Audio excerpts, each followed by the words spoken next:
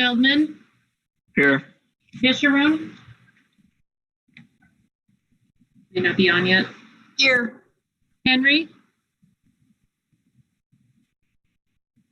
Ann, Here. thank you. Holzhauser, Here. Humbles, Here. Wagenbach, Here. Wisdom. Here.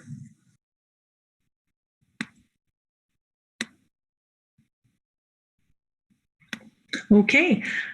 I'd like everyone to stand for the Pledge of Allegiance. I pledge allegiance to the flag of the United States of America, and to the republic for which it stands, one nation, under Under God, God, indivisible, indivisible, with liberty. liberty and justice. justice for all. Thank you. The board will now move on to the public participation portion of the meeting. Dr. Dearman will begin with the superintendent's report. Yes, ma'am. I've had 5 FOIA requests. Just to summarize, all were about various financial records, including various AFRs, trial balances, and budgets. All 5 have been received and completed at this point. And that is all that I have. Other than I lied. Just an update for the board on the move with the district office. In working with Mr. Grimm, he's got that scheduled over Christmas break, and we'll be able to do that with our own people, and should be able to get that done in a timely manner. And then that gives us some time in January to go through what's left in our current office and get the items out of there that we want to take with us as well. Thank you, Dr. Dearman. At this time, we're going to move on to public comments. I would like to request that we amend the agenda to allow for additional comments after 1 hour of comments. I would like the additional comments to be at the end of open session. We had 28 speakers, and so after speaking to our district legal counsel, at the request of several board members, I did speak to the legal counsel, and he advised that we could move on to conduct board business and be more efficient by adjusting the speaking schedule. So we will be limiting the comments to 3 minutes. We had 28 people asked to address the board. So we will continue for 1 hour. And after the hour is up, Dr. Dearman will notify us. We're going to move on to school business so that we are not conducting school business at 9 o'clock at night. And then we will also allow further comments to be presented. So before addressing the board, I would like to remind you of our guidelines per board policy 2:230. We ask that when addressing the board, you identify yourself and please be brief. Comments shall be limited to 3 minutes. The speaker is asked to please conduct oneself with civility and respect towards others. It is advisable that individuals under the age of 18 who wish to address the board be accompanied by his or her parent or guardian. The board typically does not engage in two-way conversations during the public portion of the meeting. Any follow-up response that is necessary will be addressed by the administration at a later date. It's recommended that to be respectful of others and to protect confidentiality, complaints against individual students, staff members, or board members, either named or unnamed, be presented in closed session or to be put in writing, signed by the person or persons making the charges and delivered to the Board of Education Secretary. At this time, I will... Dr. Humbles? Yes. I've got a few comments I'd like to make that bear on public comment. So if you don't mind, I'd like to... Absolutely. Go ahead before I make my statement to turn. All right. First of all, this is public comment. You know, I think the public entitled to the truth. There were a lot of flyers that were put out last week, and they contain a fairly blatant untruth in them. And I think the people that are going to be talking tonight, I assume we're streaming now. Is that correct, Dr. Dearman? Yes. I think everybody watching, I think they need to know the facts. There's a statement in that flyer that says, and I'm reading it now, it's in red, so you can't hardly miss it. The board is proposing cutting $5 million from the budget. That is simply not true. The board has never, no one on this board has proposed that. The board asked for information from the administration on what it would take to reach certain levels of efficiencies, and we got that information. No one on this board has proposed, suggested, or to my knowledge is entertaining making $5 million cuts in this budget or cutting nearly 60 teaching positions. And I think the people that are going to speak tonight and those listening out in the streaming videos, they need to know that. We don't enjoy being in this position. Frankly, we hate it. We hate as much being in this position as you hate hearing that this is something that has to be done. We are responding as board members to projections that were given to us by our administration starting a year ago, showing significant deficiencies in our revenues versus our expenditures. Last year, we took $2.8 million out of our reserves. This year, our budget showed that we would need to take $4.9 million out of reserves. Hopefully it won't be that bad. We'll find out. There were additional projections that were issued this summer by the administration, and I'm looking at those right now, and they're terrifying. There's a best case scenario and a worst case scenario, and by 2 years from now, the worst case scenario says we're going to be $12 million in arrears. So this board has taken the responsibility. Somebody has to do that, okay? We can't behave like the state of Illinois, keep spending beyond our means and hoping for a miracle. It would be totally destructive of our school district and those students that are young enough that they'll be coming through before we run out of money, and those students in the future. So we are trying to be responsible stewards, and that's all.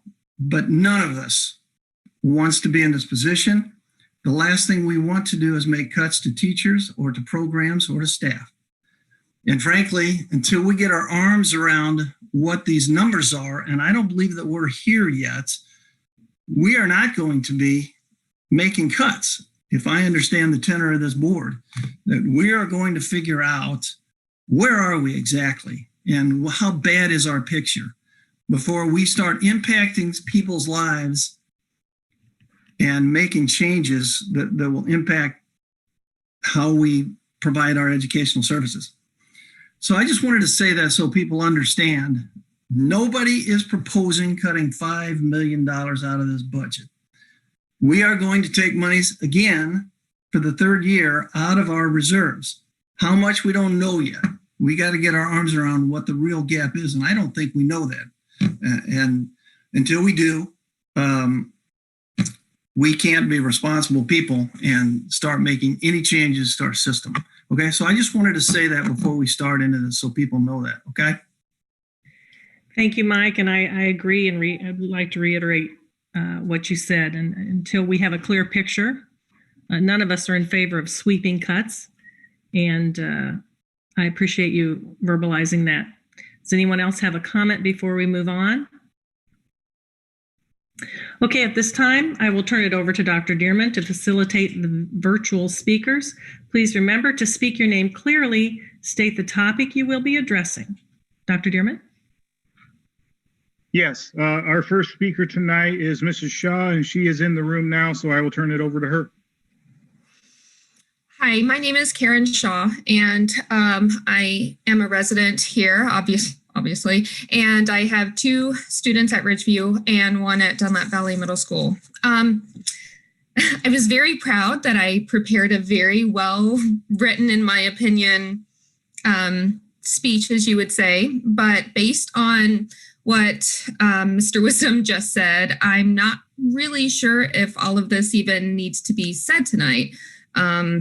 I did my research about the importance of arts and counseling and everything that's being proposed to potentially be cut. But now I'm I'm guessing I'm just as confused as almost everybody else that's currently tuning in to think, well, why are we even here then? Because if you're not going to cut anything, then a lot of people were very scared for the last month or so. And if you're not cutting anything soon, then I think things need to be clarified a little more, because all of this information that was just presented in the last minute or so would have been very helpful for all residents here. Moving on to, I obviously I'm cutting into my 3 minutes time, but I just wanted to say that before we move on. I'll cut my speech short, but basically, I know that as a former number cruncher myself, I understand the importance of a balanced budget and keeping revenue and expenses in check. As a parent and former school employee, I understand the value of a well-rounded education and a positive emotional learning environment. I implore you to be in the schools for a day and just observe the impact each of these expendable positions has on the students. If you are to potentially, in the very near future, cut any of these positions, I challenge each of you to look a child in the eye and tell them that we are getting rid of art, life skills, foreign language, counseling, etc. And then look the teachers in the eye and say, you're now the school counselor, the technology teacher, the art, and the music teacher. We'll just skip right ahead from the stats to if we eliminate these school programs, there will be an even greater disparity between the haves and the have-nots in the district. With almost 1,300 signatures on a petition I created to save the arts and counseling, it's evident the community demands these positions to be saved. I would like to propose a group of parents and staff primarily dedicated to coming up with a solution to the issue at hand. Whether you cut now, whether you cut in the future, it would be very helpful to acquire parents' input into all of this. So I appreciate you taking the time to allow me to speak, and I really truly hope more thought is put into this before you consider what was potentially proposed at the last meeting. Thank you. Okay, thank you, Mrs. Shaw. Dr. Dearman? Our next speaker is Matt Jones, and he is joining the room. There's Mr. Jones. Mr. Jones, I'll turn it over to you, sir.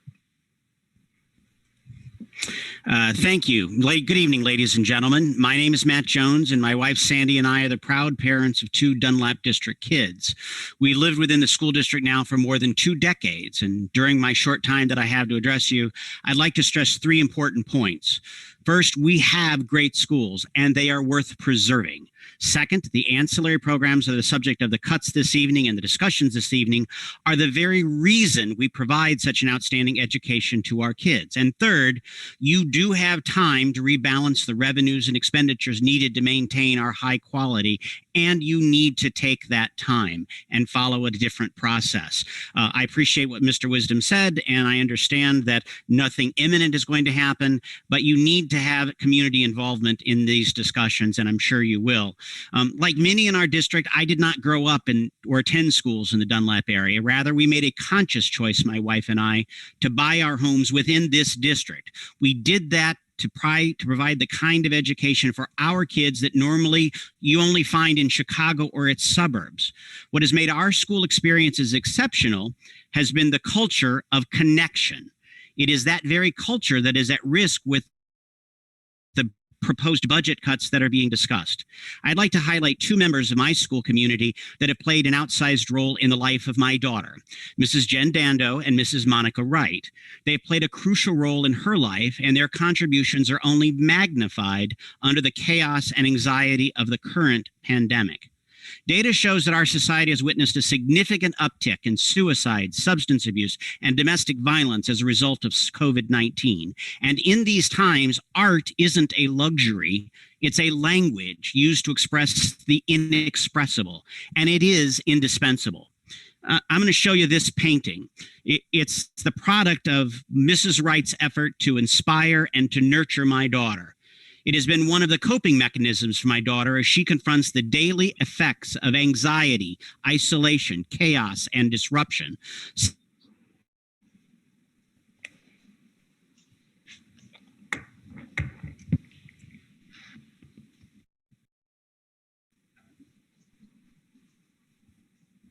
I believe his video is frozen.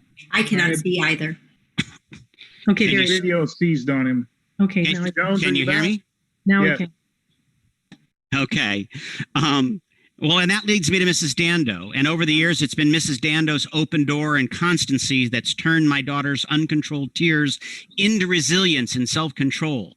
Her one-on-one Google Meets do more to help my daughter keep whole and healthy and moving forward in these times than spelling tests, math lessons, or science observations. These programs and these educational professionals are not extras within the budget. They are what transforms a district from being good enough to being good or even great. They are the reason why so many of us have invested in it and in you. Based upon your own released financial projections, you have the time. Existing home sales are on the rise. Political changes in Washington are making financial support for schools more likely. And medical advances mean that normalcy and the economic activity are just around the corner as soon as this summer. Others have scoured your numbers and others have raised issues. My ask of you is this. Consider pulling in a diverse group of families, faculty, and the administration to figure out how to do this rebalancing. And remember, it's not just the extras that the icing on top. It is those extras which make us more than just merely a place to send kids for the reading, writing, and arithmetic. It's what makes us exceptional. It's what made us move into this district, and it's what you have been entrusted to do. I thank you for your time. Thank you, Mr. Jones. Next up is Mrs. Amy Weaver, and she is in the room, and I will turn it over to Mrs. Weaver. Mrs. Weaver, you need to unmute your microphone, please. There we go. Now we got it. Hi, everyone. My name is Amy Weaver, and I have seniors in the district, Will and Taylor. And tonight, I don't think that I have to reiterate the passion I have for our district, our students, teachers, coaches, admin. And tonight, I don't come to you as a parent or a property stakeholder, but rather a businesswoman that is heavily invested in this district. I have the #1 real estate team in the state of Illinois for Coldwell Banker Real Estate Group, with almost $20 million in sales alone in the Dunlap district this year. I am very concerned with some of the stats given on real estate and the majority of this deficit being blamed on the taxes and the downfall of our real estate market. This year, the market has been amazing amid a pandemic, and I believe we have many factors in our favor for the future. Let me start with some proven facts on the real estate market.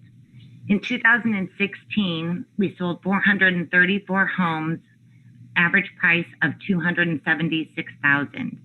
2017, there was 482 homes sold in the district with an average of $272,000. 2018, where we get a little bit funny, 540 were sold in the district with an average price of $264,000. 2019, 441 homes were sold, an average price of $252,000, where all the trouble began. 2020 to date, we have sold 462 homes in the district. Right now, we have 45 homes pending, and the average sale price is up to $276,000. We have sold 507 homes in the district, a total of $139 million in real estate. What these numbers tell us is that from last year to this year, we have sold more homes and with almost a 10% increase in value. This makes sense as the U.S. housing market went up 12% this year, and the real estate forecasts are showing a great sign of 2021. 2017-18, our market was so heavy in inventory that we were buried. There were increments of $100,000 in the Dunlap district that had 24 months supply of inventory. The high inventory and panicked sellers were what brought these high sale numbers and the start of the downfall value. True, CAT hit us hard, but we were also our own worst enemies. When you have a market with such a high inventory and subdivisions with dozens on the market, you see a competition with the price drops and neighbors seeing who can sell first. Yes, taxes were affected, but by maybe a few $100s per household, if that. Many still went up. Many stakeholders actually used this downfall as well to protest their taxes and have them lowered. But now that we have the stronger and more accurate sale comps from the past year, we can start the value process now in the right direction. Our market is now a whole new beast. We are so low in inventory and such a high demand that we can't find homes for these people that want to be in the Dunlap district. We will be starting 2021 with two huge key factors, low inventory and interest rates. Yes, we have COVID, but we've done extremely well so far. This year has also brought many homes that have sold for the first time ever, meaning that their true assessed values will be finally taxed on. This low inventory will lead us back into the true value of our homes. Did you know that since January 1st of 2019, there has been 52 new construction homes that have sold, an average price of $331,000 a home. We have yet to see a dime of that money. We can blame CAT all day long, but the true facts are that there is still some movement both in and out of the medical community, and other businesses are growing. We have the product to sell to these people. You see, I know how to sell Peoria, and many of these families that are coming in have done their homework, and we are on the radar as the most wanted district. But we have Morton and Washington and their feelers as possibilities too. You see, we are the Joneses, but we have got the Smiths right on our tails. If we drop any of these programs, we just threw all of our hard work out the window, our stats, our reputation, because the Smiths just became us. I can't sell a car with two tires. I can't sell a district that does not fit a whole family's needs. And I can't sell a district that does not help a student become well-rounded. What we tend to forget is that we expect so much from these children, both academically and athletically, to bring us these high test scores and the hardware, that we forget they truly are just kids. And these clubs and the music and the arts, they need. I mean, I couldn't even imagine a Friday night football game without the band. And to think that amid a pandemic, we could possibly even look at counselors going aside. You see, if we do not dip into that reserve, our deficit that we have now will be nothing compared to the future loss of our district, as we will not be able to compete with others. I cannot sell a product that is not shining high like the others. Amy, thank you so much for your comments. This is really good information, and I would actually like to see some more of your stats, but I've had a few board members say we need to be fair to everyone, and you've gone way over your I'm sorry, I didn't even see any timer come up. But yeah, but there is quite a bit leading us in the right direction, you guys. That's great. Thank you so much. If those of you that are speaking, Dr. Dearman's holding up the timer, so he will warn you when you have 30 seconds left. Our next speaker is Jennifer Weber, and she is in the room. Mrs. Weber, I'll turn it over to you. Hi. Thank you to the board and Dr. Dearman for taking the time to listen to my concerns. I will be submitting a complete copy of my remarks via email to the entire board, as the 2-hour notice you gave cutting our time in half is unacceptable. My name is Jenny Weber. I am the parent of 2 children who attend Dunlap schools. I'm a taxpayer, a shareholder, as well as a former employee of the district. When we moved to Peoria over a decade ago, we chose Dunlap because of its excellent reputation, knowing that someday our children would be completely ready for college. It is clear to me that our children cannot possibly be ready for a college education if the board implements these drastic and draconian cuts. Trust your experts, trust the teachers. They've done the math for us. We have nearly $50 million in reserves for an emergency or rainy day situation. Respectfully, it's been pouring down rain for 8 months. The data shows that we can operate for 450 days without any new income coming in. These cuts mean a poorer standard of education for our children and decreasing home values. Who will buy a home in a school district where the requirements and standards have been stripped down to bare bones and where the classroom sizes are stretched to their limit? How long can we expect our high state and national rankings to last without robust programs? Do you realize you'll be driving families out of the district to move either across the river or upstate or enroll in private school? Do you understand you'll be forcing the remaining excellent teachers to seek employment elsewhere? The ramifications of these suggested cuts go far beyond lost jobs and programs. The short-sightedness of the board is disturbing. To be clear, no cuts are acceptable. The effect on our students will be crippling. Study after study shows that arts and language curriculum are critical to not only the overall success and preparedness of the student, but in data-driven markers such as performing better on standardized tests and excelling in science and math. Similar data can be found for children who receive counseling, intervention services, physical education, team sports, and extracurricular activities. If we strip Dunlap down to just reading, writing, and arithmetic, then you will be stripping away our prestige and high rankings as well. Respectfully, the board has some serious questions to answer for. You have yet to prove why a tax referendum put to the voters would fail, beyond your argument that the 7 of you think it will fail.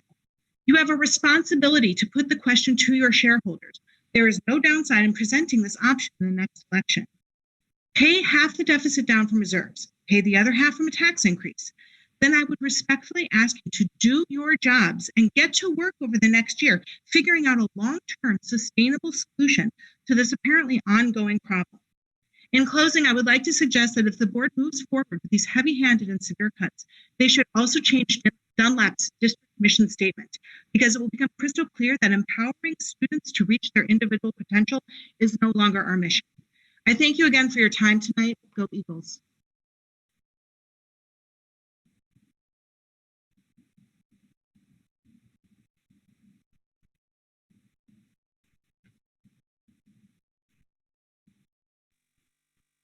Our next speaker is Jacob. I will not try to pronounce his last name because I'll probably butcher it, but Jacob is joining the room now.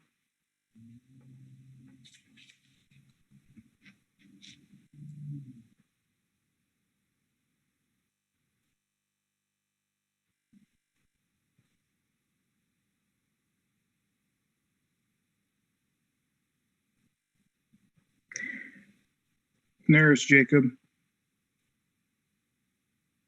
Very good. Jacob, unmute your mic. Unmute your mic. I did. Can you hear us? Try again. Yes. Hi, can you hear me? Okay. So hi, I'm Jacob Blemisher. We're his parents. We give him permission. Hi, I'm Jacob Blemisher, a current senior at Dunlap High School. And I would first like to begin by saying that the board has done an excellent job. The Board of School Education. The Board of Education has done a great job making sure the district has been safe during this harsh time during the pandemic. And I would just like to say thank you for making sure their students are safe and well cared for. And I would also like to express my current experiences with Dunlap's extracurriculars and express their importance.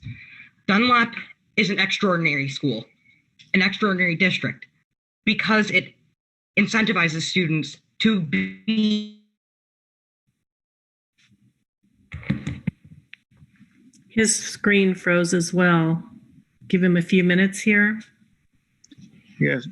Jacob, I don't know if you can still hear me, but your video has frozen. The workforce. I understand that Dunlap was built around the concept of having a community and a place.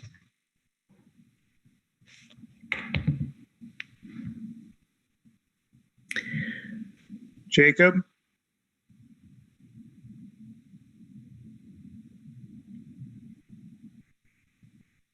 relationships with my peers, with teachers, and I've started to go into more things like theater and swim and orchestra and all of these things. They helped so much to impact my self-esteem, my confidence. I've grown to be much more prepared to adjust to things like a pandemic. It was very difficult, and I guarantee that had I not been in so many excellent and good relationships with teachers, well developed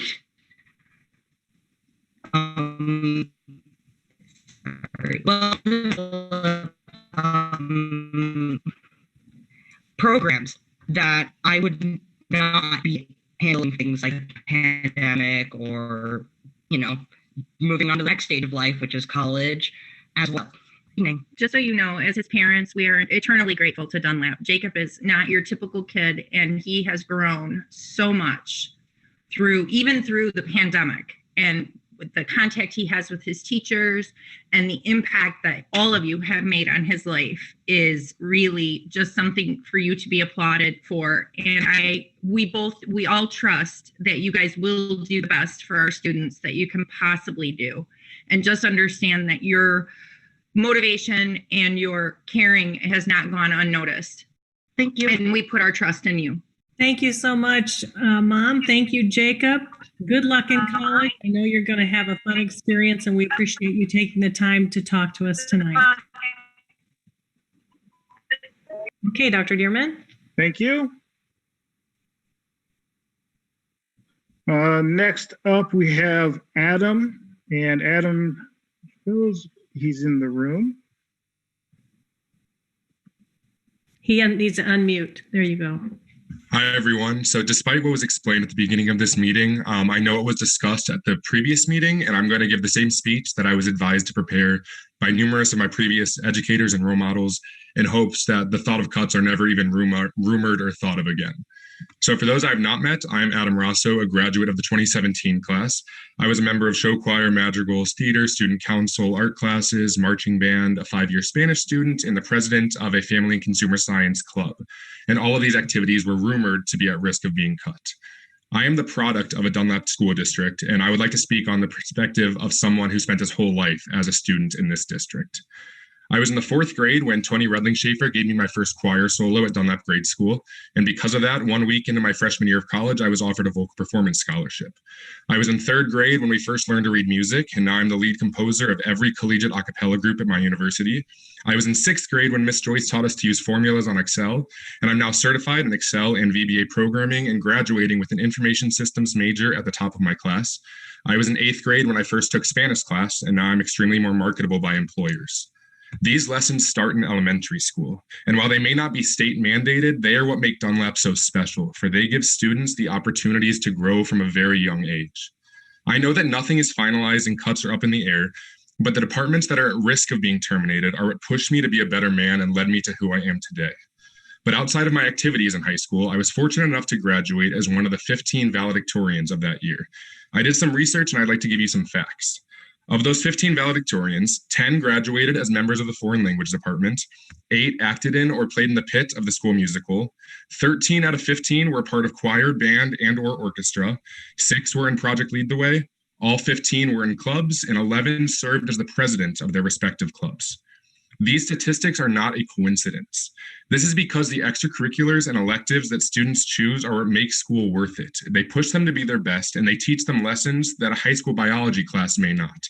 Grades are not everything, but when there's nothing else meaningful in a student's daily life, grades become nothing. These quote-unquote non-mandatory departments are credited for teaching teamwork, dedication, leadership, and countless other essential lessons that are far more important to my career than what I learned in the core subjects.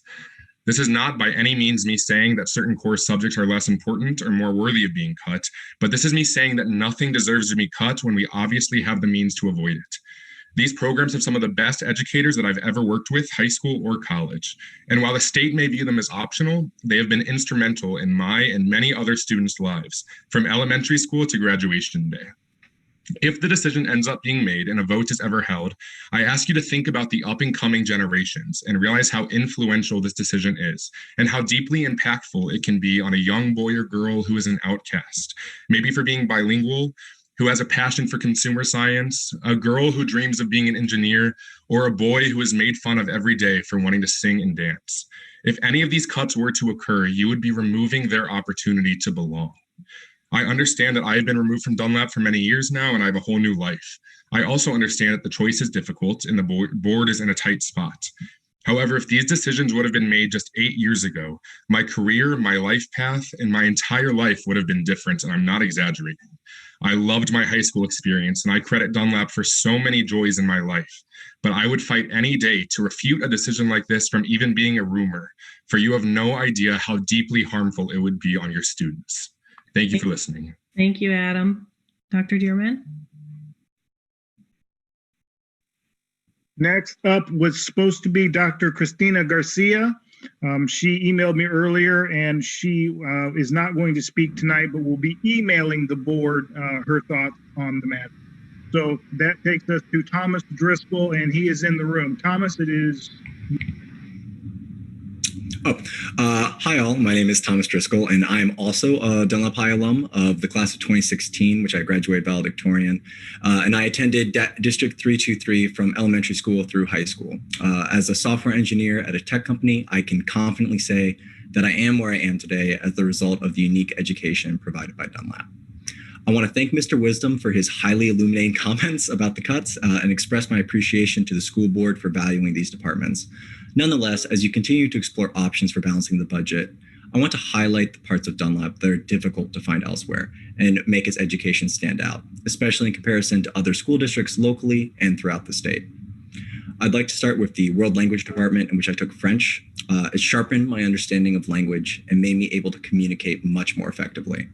By relearning pronouns and verb conjugation, constructing sentences, I was constantly challenged to think about how I use language daily and how to be a better writer and speaker as a result.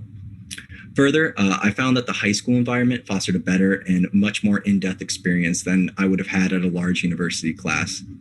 It also gave me a structure to learn other language, specifically ancient Greek, and I find myself constantly relying on the mental tricks I learned in French. Another department that I want to highlight is Project Lead the Way.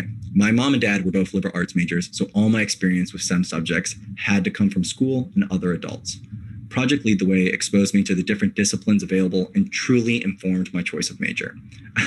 I still remember building the date of birth LED display in digital electronics and how much plain fun I had doing it. I followed that passion, and I can trace out a rather long chain from that class to my current job. I also saw that the entirety of extracurriculars is being considered as well. While I doubt that they are all going to go, I wanted to bring attention to the less traditional clubs and sports available. Future Business Leaders of America, Scholastic Bowl, robotics, and tennis, all of which I was involved with. I grew and learned outside the classroom through these activities, which had to be one of the most valuable skill sets I picked up in high school. None of that would have been possible without the resources the school offered. While individuals can definitely pursue paths outside of school, having these clubs and sports made it incredibly easy for students to learn how to get involved in the community and expose them to areas of interest outside the household. I'd also like to say that the utility of all these classes, while immense, pales in comparison to the value provided by the teachers. I could have spent my entire time tonight talking about personal experiences that each teacher in each of these departments has had with me and how deeply meaningful it was, though I hope my participation tonight speaks to that. While I am now aware that there are no cuts imminent, I strongly urge the school board to honor the teachers' work and dedication by continuing to support them through at least the pandemic and to consider other means of budget balancing. Thank you for your time.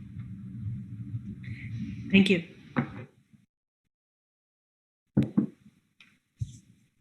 Next up, we have Sheamus, and Sheamus is in the room. Sheamus, I will turn it over to you. Good evening, board. My name is Sheamus Shannon. I'm a junior at Dunlap High School, and I'm a member of the varsity band, and I've been in band for 7 years. I'm a member of the Dunlap Student Council. I have participated in track and cross country, and I'm a member of Scholastic Bowl. I would like to thank Mr. Wisdom for illuminating some of the concerns that many of us have had over these past few days about the proposed cuts, which are in fact not being proposed at the moment. I will continue on with my speech as I would have if they were being considered right now, but I would like to thank Mr. Wisdom for clarifying that. I've been a member of the band for 7 years, and it's not only a large part of my education, but it's a huge part of my life as well. It has given me a community to be a part of, it's given me an outlet for my creativity, and it's given me an activity to participate in to occupy my time. It is very important to give elementary and middle school students an activity and community to be in, and for many, including myself, band, music, and sports fill this role. Without this opportunity, many of the kids who participate in these activities will be left without an activity to show their natural talents and excel. Many studies prove that music and theater are important aspects of childhood development, yet the considered cuts would remove these opportunities from kids who need them the most. Without those activities, nobody would have the opportunity to compete at a higher level, and being one of the largest schools in the area, this would be a tragedy.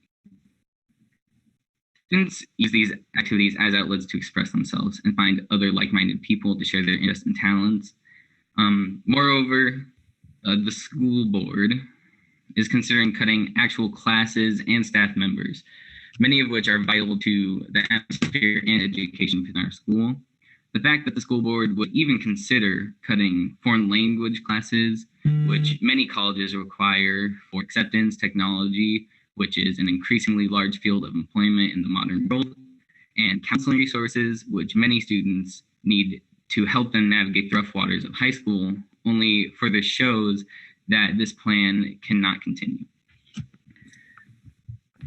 Everything that Dunlap prides itself on makes our district different from any other in the area, comes from the increased opportunities and activities provided by our district.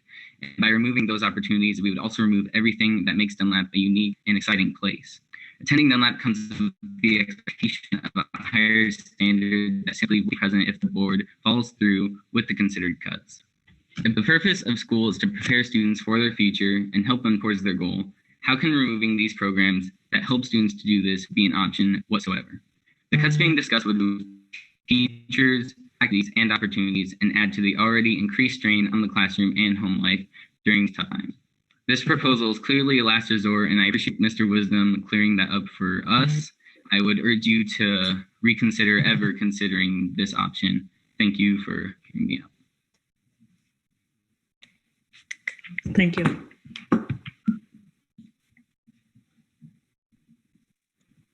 Next up, we have Jacob Buckley. If you notice, all the students have a parent or guardian in the background. That's because they're under 18, and per policy, I asked them to have a parent present so that I knew that they had permission to do so. So thank you to the students for following through on that. Jacob, the floor is yours. Thank you. My name is Jake Buckley. Throughout my entire educational career, I've attended Dunlap schools.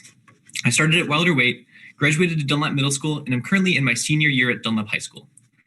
I have some concerns about the budget cuts that have been proposed to the board. Dunlap is unique in the fact that it offers many opportunities for students to find their interests and find themselves. And that's how I found myself. With all the classes and extracurriculars offered and the amazing staff, I was able to find my interests. I have participated in a wide array of activities throughout my schooling. A typical school night for me could include a tennis practice immediately leading into a musical rehearsal, and then heading home for several hours of coursework and my own practicing. That opportunity to try those new activities and be widely involved makes Dunlap stand out. The proposed budget cuts threaten to take away those opportunities from future students to truly find themselves too. Families do not move here to the Dunlap district to attend just any school district. They move here to attend Dunlap, a place where all students are welcome and given the chance to find their true calling, find what they love. And now, more than ever, these classes and activities become so important in the increasingly stressful lives of students. As a musician at the high school, I'm able to find my calm through all of the chaos of a global pandemic and the stress of school itself by making music with my friends. For others, they find their calm in painting, sculpting, photography, and so much more with our art department. Others prepare for their futures by getting a high-quality education from our well-experienced and knowledgeable foreign language department and the business classes offered at the high school. Cutting even one of these programs takes away from the prestigious education offered to all Dunlap students. It is difficult to get staff as knowledgeable and as passionate about what they do as what we have here at Dunlap. Similar to families, these top-tier educators do not come to Dunlap because it's just any other school district. They come because it is Dunlap. We did not become a prestigious school overnight. It took hard work from both teachers and students. We students invest our time and effort into this school because our staff invests their own time and effort right back into us. We cannot maintain the integrity of the education offered here at Dunlap if we cut the programs that set us apart from every other school in the area. Please invest your time into searching for a viable, long-term solution that keeps Dunlap unique so we can keep investing ourselves in this district. Thank you. Thank you.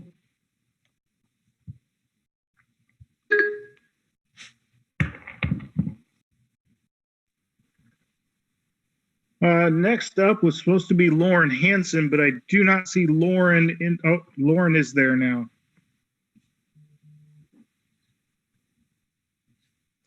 Lauren should be coming into the room.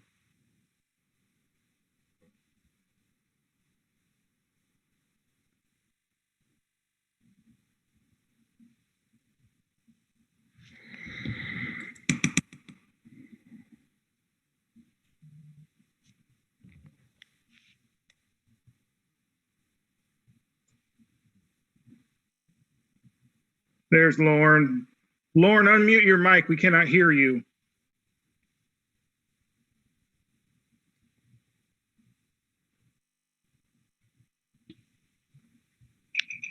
There, I think you got it.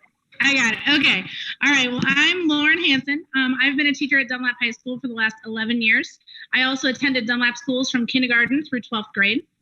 There's many people who are speaking tonight, so I want to keep this brief. These last few weeks, I feel like I have traveled back in time as concerns about the school's budget have come to dominate the conversation in our community. I was a new teacher in 2013, the last time there was a budget deficit and staff cuts were being discussed.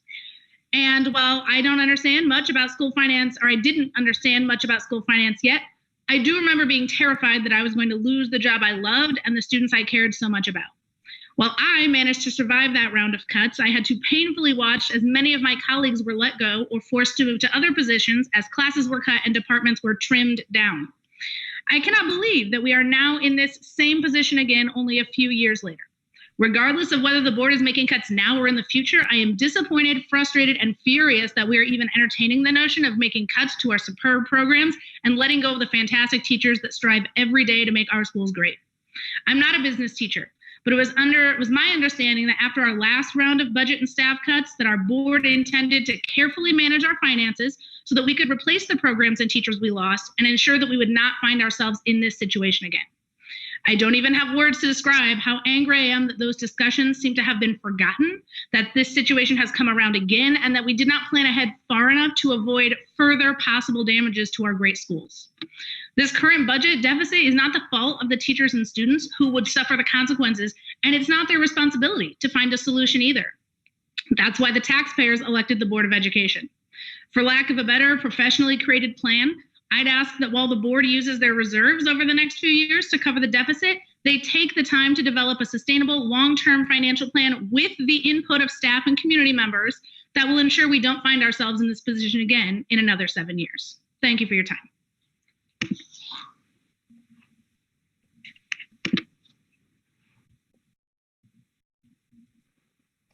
Next was Chrissy Malson, but she has decided not to speak and to give her spot to the young lady who's now on the screen, and I will turn it over to you, ma'am. Good evening, everyone. My name is Tristan Schravastava, and I am an alumnus of Dunlap High School's class of 2017. Just yesterday, I received the Zoom link for this meeting from our superintendent, Mr. Dearman. In his email signature is the Dunlap District mission, which states, "The Dunlap community empowers all students to reach their individual potential." This statement held true throughout my years at Dunlap, where I feel I was given every possible opportunity.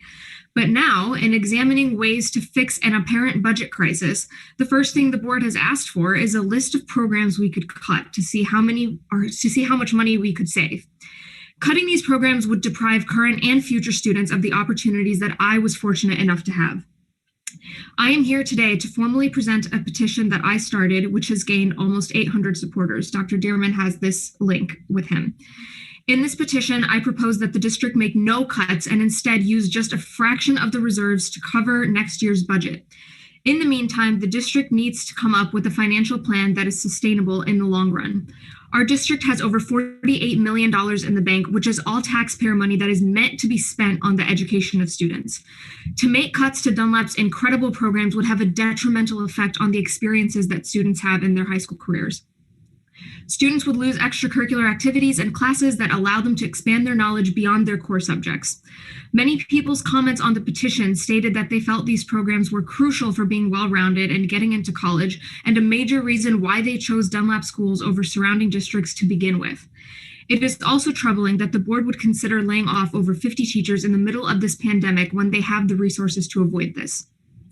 Students and teachers are the ones that will suffer from using cuts to balance the budget, but they should not have to. Poor financial management is not their fault. The board says that Dunlap's reserves are for emergencies, but what do we have this money for if not an unprecedented year-long pandemic that devastates the economy? I started this petition because I firmly believe that the Dunlap programs make it a stellar school. It is why many families, including my own, chose this district over other surrounding ones. In my days at DHS, I was involved in choir, theater, photography, foreign language, and many other student clubs. I continued every one of these things after I left high school. From phenomenal teachers like Jen Reese, I learned more about discipline, courage, and leadership than I would have ever learned anywhere else at that age. I continued to learn music through choirs and private coaching in college and studied opera for a semester in Italy. Lauren Hansen inspired me to continue learning about language and culture throughout my life, so I studied abroad for almost half of my undergraduate career. Dozens of other teachers have had profound impacts on my education and future. It is for my wonderful and dedicated teachers that I am standing up today in the hopes of showing all of you that the experiences we have in high school often do not end there. They have the power to build a foundation and shape the people we become. I implore you not to take these opportunities away from current and future students. As you think about how you will proceed in the process of balancing the budget, please consider Dunlap's mission. Remember that Dunlap has always been a place where students can reach their individual potential, so please allow it to remain this way for students whose futures depend on it. Thank you for your time and for your consideration.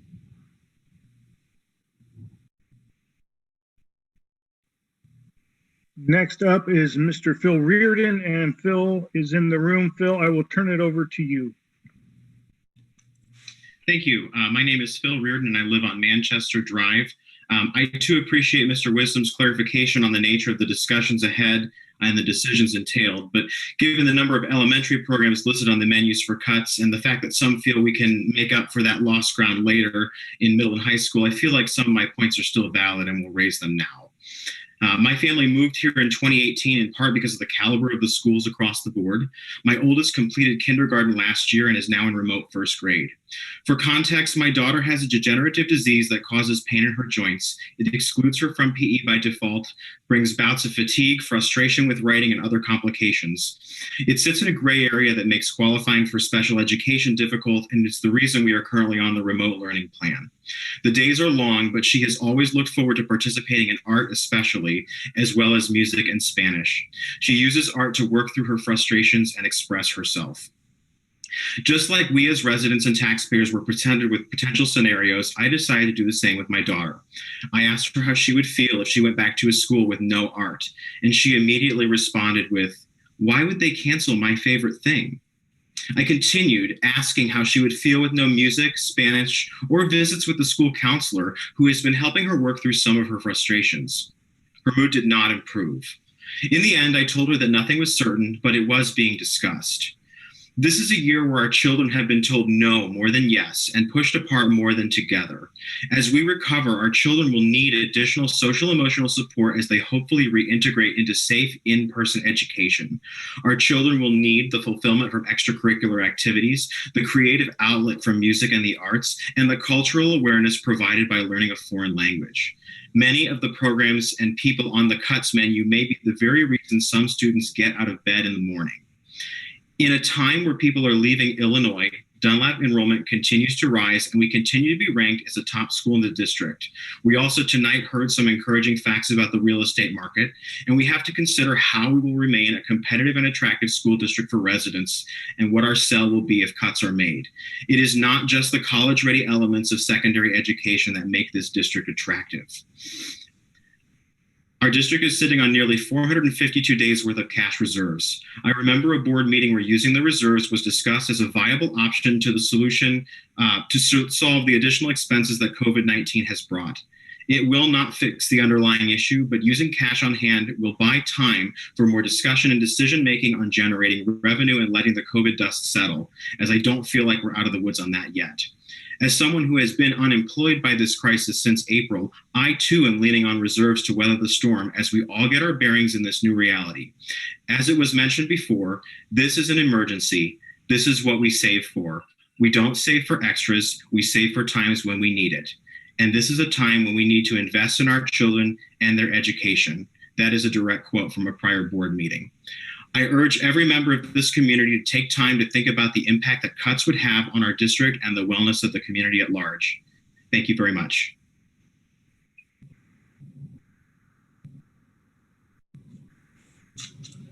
Next up, we have DJ Henson, and she is in the room. I will turn it over to you, ma'am. Thank you.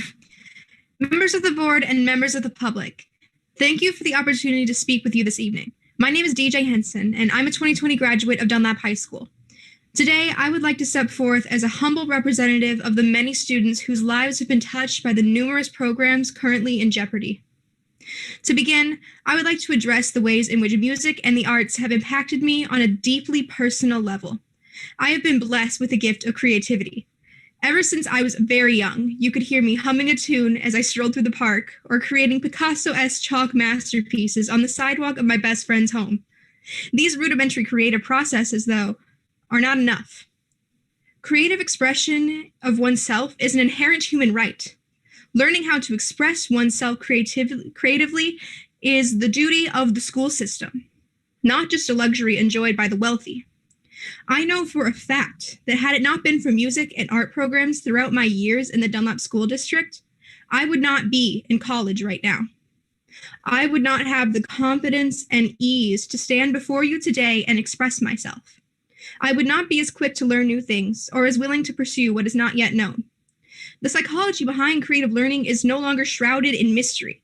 It is well known that students engaged in creative learning and self-expression score higher on tests and become more confident adults.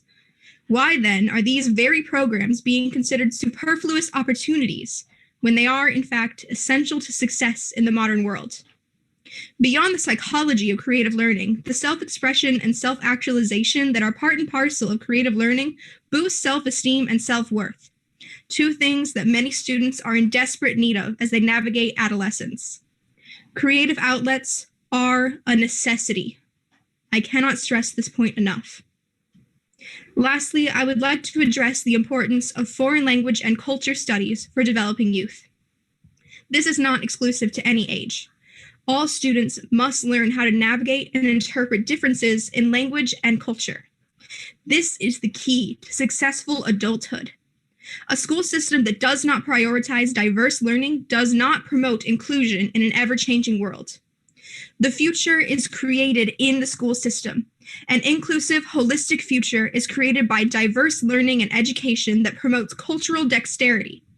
A racially and ethnically bigoted and exclusive future is propagated by educational failures that see foreign language and cultural education deficits as an acceptable side effect of budgetary restraints. I implore you, members of the board, to look within your own selves and at all the people gathered here tonight. We are here because every single faculty member and every single program currently at stake has touched us in a way that has changed us. Every single one of us has a story or several about how these programs currently on the line have been an integral part of our education and our identity. Please do not take this away from the next generation of learners. These are not options. These are priorities. Thank you.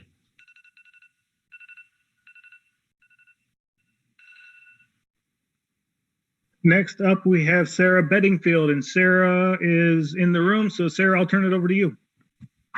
Thank you. Hello, everyone. I would like to start off by saying that I was listening at the beginning, and I appreciate you clarifying that there will not be votes on the cuts today, but I came prepared to talk about my experience in the art program. And since this will likely be brought up again in the future, I'm going to go ahead and share. So thank you for allowing me to speak to you today. My name is Sarah Bettingfield, and I'm a current senior at the high school. I'm heavily involved in the arts program and have had the privilege of serving as the band conductor for 3 years. I've also participated in chorus, served on the concert planning committee, competed in state contests every year, and I have participated in multiple honor bands. The arts are a huge part not only of my life, but also my education and Dunlap School experience. Dunlap's goal is to empower each student to reach their individual potential, and I reached mine through music.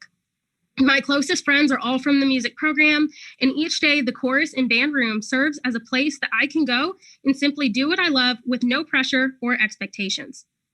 It hasn't simply been a hobby, but has also grown me as a person. The leadership skills I gained from conducting and the teamwork and work ethic that was required of me every rehearsal are invaluable and have empowered me to go beyond music and take up new positions of leadership in other areas inside and outside of school. But the best part of our music program is the teachers. Dunlap prides itself on excellence, and it doesn't get any better than Mrs. Shea, Miss Reese, and Mr. Shea.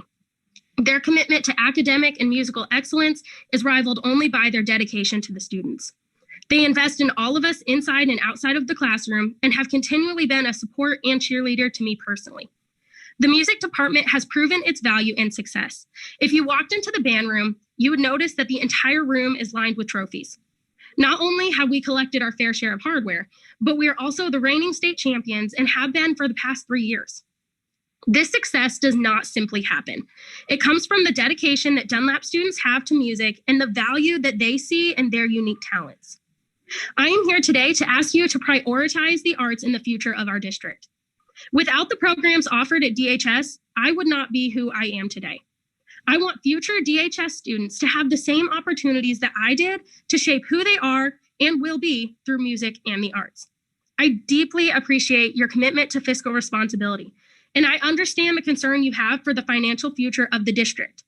But I believe that it's possible and important to find a new path forward that includes the continuation of all arts programs in our schools. Thank you.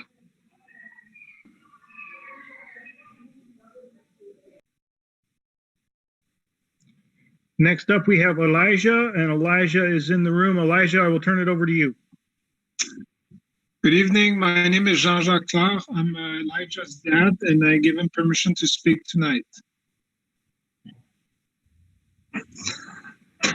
Thank you. Good evening, ladies and gentlemen. My name is Elijah Clark, and I'm a senior at Dunlap High School.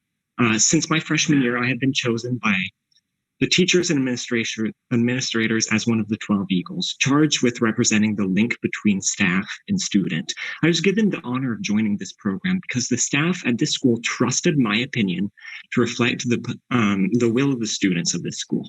Furthermore, I am student body co-president, and I was elected to this position just as you were elected to yours because people believed in me enough to allow me the pleasure of representing them. During my time serving, I've come to understand the fundamental truth that elected officials represent their constituents. By casting a vote for an individual, I'm placing my trust in you. But the shared outrage at the sheer lack of respect for students and staff you have demonstrated by even asking for cost analysis on cutting fundamental classes and programs has shown me that many individuals in this community now feel that they have misplaced their trust.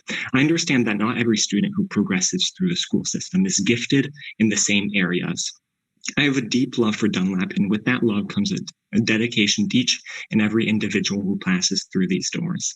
Frankly, that is a dedication that the assembled members of the board seem to have forgotten. It seems that you favor sums of money in positive numbers over the individuals that we trusted you to represent. I understand the problem that you are faced with, but even considering these devastating cuts in order to balance your budget, you showed that you are willing to destroy the soul of this institution. To even think of cutting out these programs, you cripple the student body. These elective courses provide students with the opportunity to be human, however briefly. The beauty of Dunlap is that we always encourage creativity and diversity. Now, I understand that cuts have to be made and new financial pathways have to be formed. These budgetary woes have been a decade-long issue, and quite frankly, it is our leadership's consistent failure to adapt to these changing situations with better spending habits that have placed us in this precarious position.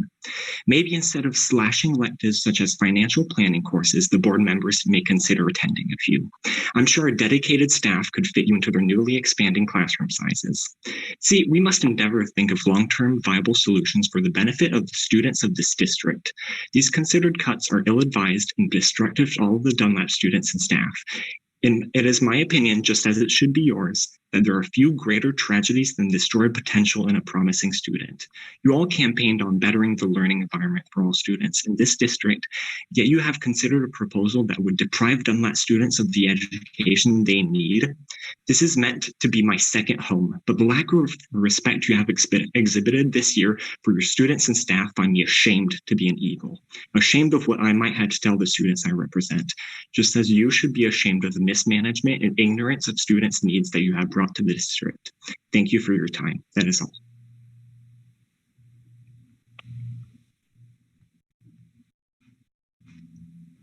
Next up is Chris, and Chris is in the room. Chris, I'll turn it over to you.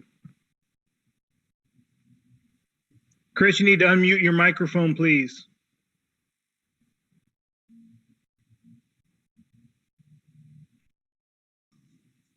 Hey there, how's that? Hey, thank you so much. My name is Chris Korger. My daughter Faith is in 8th grade at Valley. And I just want to say thank you to everybody. I feel really fortunate to be part of the community that's so passionate about education. And I wanted to give my thanks to the administration, the teachers, and the board for all of your dedication and hard work over the past 9 months. Your focus on giving our students the best possible education in one of the worst possible times is really appreciated. Dr. Dearman, I think your leadership has been outstanding. Your constant updates in the communications has allowed everyone to remain informed and really has made us feel at ease as much as possible in the current circumstances. I'd also like to mention Jason Holmes, the principal at Valley. He has emulated the same thing, and his the time he's taken to communicate with parents and students, I think is really fantastic. And that also goes to the staff at the district offices and at Valley offices. I'm constantly amazed at the cool, calm, and caring nature of the communications that at least my family's had with all those. And I'm very appreciative of that. The teachers have been amazing, dealing with ever-changing environment and their ability to adapt to that changing situation and still provide top-notch instruction and teaching is really fantastic. And also the board, your leadership this year has been top-notch. I know that you face a lot of tough decisions, and I know that you're up to the task. Listening to the last board meeting, I know Dr. Dearman and the rest of the board is focused on making the best choices to get through the tough times that our district faces. And I have no doubts that our district is in good hands all the way around. I know it'd be easy to kick the can down the road, especially for elected officials, to maybe have the next administration deal with budget shortfalls. But I think most people realize that a diligent, detailed, long-term plan that I know you're working on is the way to go, and not react to with emotion, but take inputs, which I know you're doing. And there's been a lot of great inputs tonight. And I just really appreciate that. And I don't think any of you that I mentioned get enough thanks. Also to the community, I just think that, you know, it's a time to keep calm, show grace towards each other, and have a positive attitude. Thank you so much. Thank you, Mr. Korver.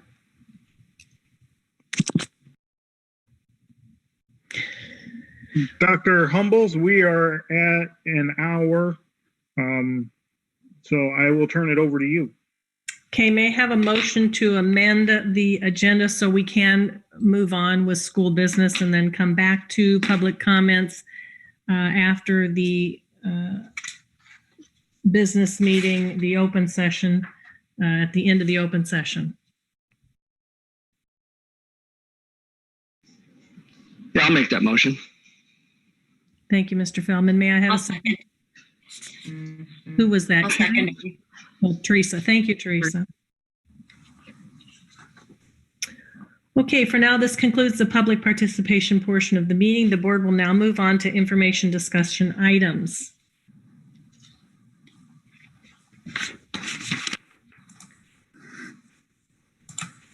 School activity reports include in the board packet. Are there any questions? The information regarding the Illinois report card is included in the board packet. Are there any questions? Dr. Dearman will now share information regarding the Dunlap Education Foundation. Dr. Dearman? Yes, ma'am. Karen Disharoon was part of that originally and had brought up trying to get that foundation going again. And so she put me in touch with a woman by the name of Darcy McClellan that has experience in that type of work. And I've been working with Darcy as well as Mr. Hackett to track down what materials we can find in regards to the foundation. And we've had some luck with that. Darcy is currently working with a couple different attorneys to try and put together a contract for the board to consider, possibly at the December meeting, but a way of resurrecting the foundation and trying to provide another revenue stream to the district. So I will keep you posted, but that's all I have at this point. Thank you, and appreciate you looking into that. And thank you, Mrs. Disharoon, for sharing the information or putting him in touch with Darcy. Dr. Dearman will now share information regarding high school core graduation requirements. Dr. Dearman. I will turn that over to our Director of Curriculum, Ms. Megan Bagby, and allow you guys to ask questions of her on this matter.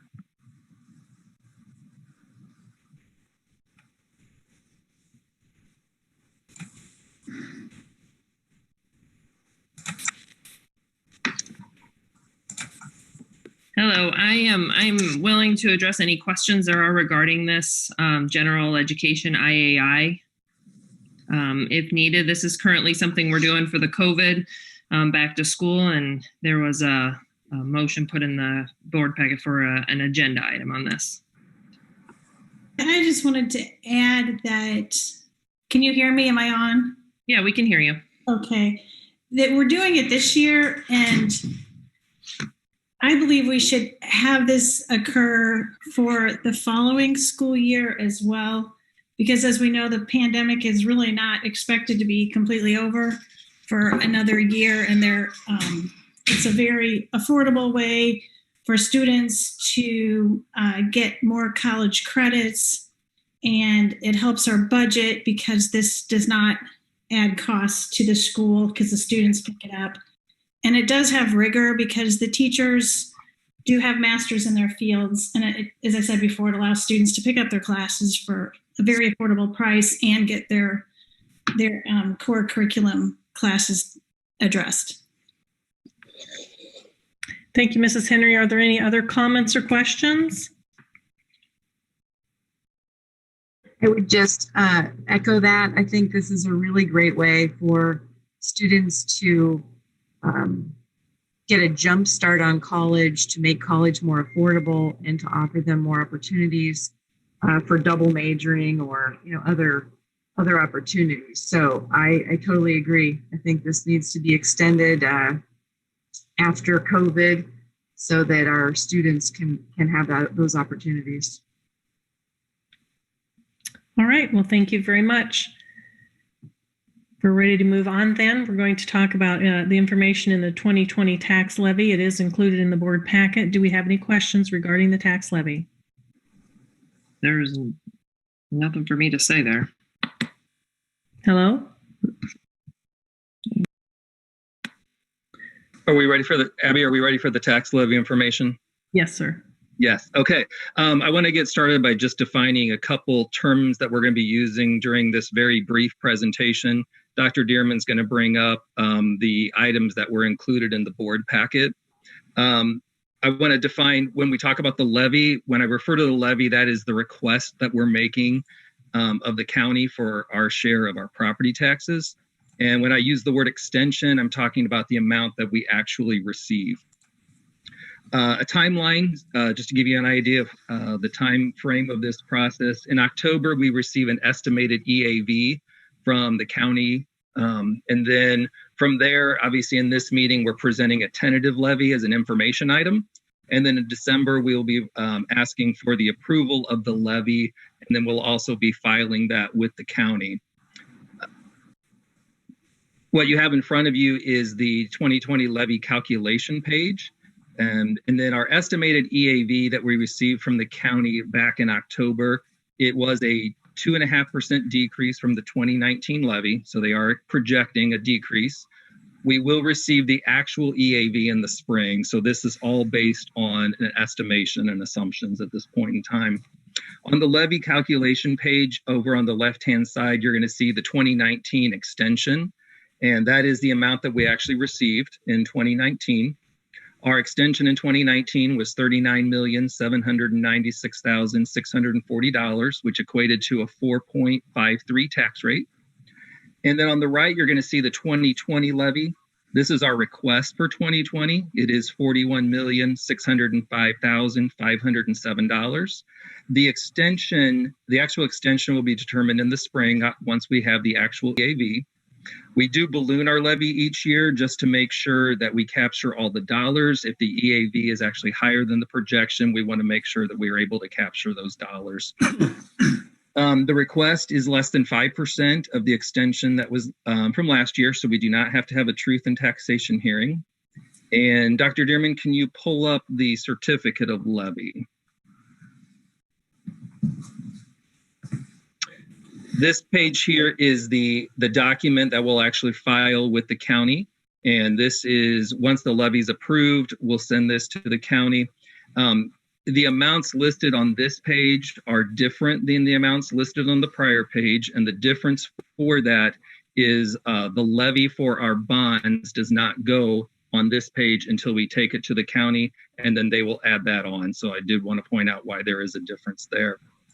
Lastly, there will be an abatement resolution that will need approval at the December meeting as well. And that is because the Series 2018 bonds are paid for by the county school facility sales tax. So we abate that amount so we're not using property tax revenue for that specific bond. Thank you, Mr. Hackett. Are there any questions regarding the tax levy? Hearing none, once again, I'll thank you, Mr. Hackett. We're going to move on now to budget targets. Mrs. Holzhauser had a few items that she wanted to address before we move on and let Dr. Dearman share the information about the budget targets. So, Mrs. Holzhauser. Thank you, Abby. First, I wanted to thank Mike for making the comment at the beginning of the meeting. Just want to let everyone know the difficult decisions that potentially could be in front of us. But I would like to make sure that everyone understands that the budget, where it's at and what we as a board are doing. There are some questions I'm going to ask here, but no one wants to make any type of cuts, absolutely, if we don't have to. These are something that would absolutely impact lives. It would impact our teachers' lives, our students' education, the staff, and I personally need to understand in the financials in their entirety before we as a board can make any decisions. So just want everyone to know that we are in a deep dive now to understand this as we move forward. So that's going to lead me to my first question. And I know, Damon, that I did ask you a few questions today, earlier in the day, but what I'd like to know is for the current actuals through fiscal year 21, where we have 4 months where our education fund looks like it's running about 10.7 for the first 4 months, which would be annualized to about 32.2. So just want to understand why that's lower than it was last year. Are there anomalies there, or what are we seeing? I don't know, Damon, are you on mute or? Yes, I'm coming back on, sorry. Okay. So I will need to do some research on that. I'm going back and comparing where we were last year at this time to where we are this year. I got the revenues to you earlier today, but I didn't have time to get all the expenditures. I'm not saying that there's not anomalies. It could be a timing of when expenses are coming in. So that'll take me a little bit of time to get some analysis done, which I'm hoping to have to you by the end of the week. Okay, perfect. And just so everyone understands here that we do have 36.5 budgeted for the education fund for fiscal year 21. So that's why we're taking such a close look at this, because once again, any decisions we make impact education and impact the lives of others. So that was one of my questions as well. And another question that I had, Damon, and we went through several scenarios. Was it the July maybe timeframe? Do you know which one, or do you have a feeling of which one we're going to be closest to at this time? We had 3 and then the board scenario. Do you have any feeling about where we're at? It's really hard to tell because I think we're going to see part of each scenario come to fruition. So it's going to be some of the thing, whether it's property taxes, whether it's state funding. I don't know that one specific scenario is going to be where we fit into. I think we're going to have to revisit it and then probably go back and look at that. So it just depends on which specific item we're looking at. It's either going to apply to scenario 1, scenario 2, scenario 3, the board scenario. That's what I can tell you at this point in time. It's just not going to fit into a specific scenario. When do you think we'll have your confidence level will be higher to know where we're going to end of the year? When is that, I guess, time frame that you think we'll know? Sure. So part of that, again, depends on which specific thing we're talking about. We're going to know property taxes in December because we're going to have collected all of the 2019 levy property taxes. So we're going to know the board scenario was 95% collected. I can tell you right now, based on what we have so far, we're at about 97%. We'll know a final number once we get through December. State payments, that's going to be a little bit harder. We don't know for sure when those will be coming in. Hopefully after things get calmed down after the election, we'll have a little bit better idea of what's happening with state revenue. So some of the things we'll know, we have a definite time frame that we can know. Other things we don't. I would say that when we get to January, early January, we're going to be able to look at a mid-year. And I think that'll give us a much better projection than a 4-month as far as how things line up compared to where we were last year. Okay, perfect. So hopefully very soon we'll understand where those anomalies are and we can start moving from there. Okay, I'll go ahead and let others ask questions. I had a question. What is the delta there between last year and this year for how much we've spent? And it's 10.7 this year and 11.6 last year. Okay. So about 800, I think it was. Is that correct, Dearman? I think it was a little over 800, if I remember correctly. Yes, I believe you're correct. I'd like to say, first of all, I want to thank Teresa because she has taken a lot of time to go through these numbers and play out various different scenarios. And she was kind enough to spend some time speaking with me. When she pointed out the run rate, it's very confusing in one sense. And, being a former superintendent, I do understand that school finance and funding and the reliability of the state when you're going to get your payments is not always something you can predict and count on. But Teresa shared with me the run rate, and it's very concerning because if we are running the way she's pointing out here, we won't have as much of a deficit in the ed fund. And I want to also reiterate what she's saying, that, these are important decisions. And 2 or 3 months ago, I believe I said I wanted us to avoid a knee-jerk reaction. And we are impacting students and staff and teachers. And I just want to make sure that we do have firm numbers because we don't want to make decisions without certainty. So, Teresa, once again, I want to thank you. Hopefully we can stay on top of the budget and get some firm numbers here. And Damon, thank you for answering the questions. And as soon as you get some more information or you can firm up those numbers for Teresa, we greatly appreciate you providing that. I have some questions.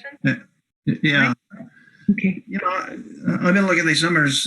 At the end of October, we saw that the ed fund was significantly below. For the first third of the year, it was 29.4% of the budget.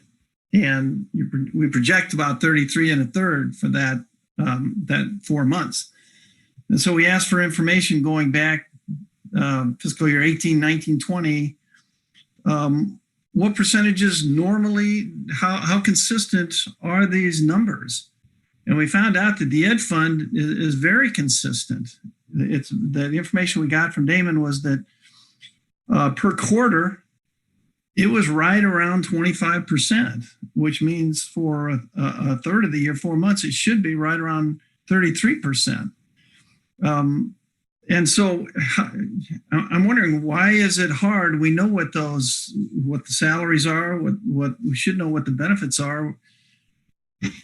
How hard is it to project that right now based on 4 months? We're having to look at people's lives. And we started this process based on the numbers that we got in June and July, with the best scenario looking like a $3.4 million shortfall and the worst being $10.8 million shortfall.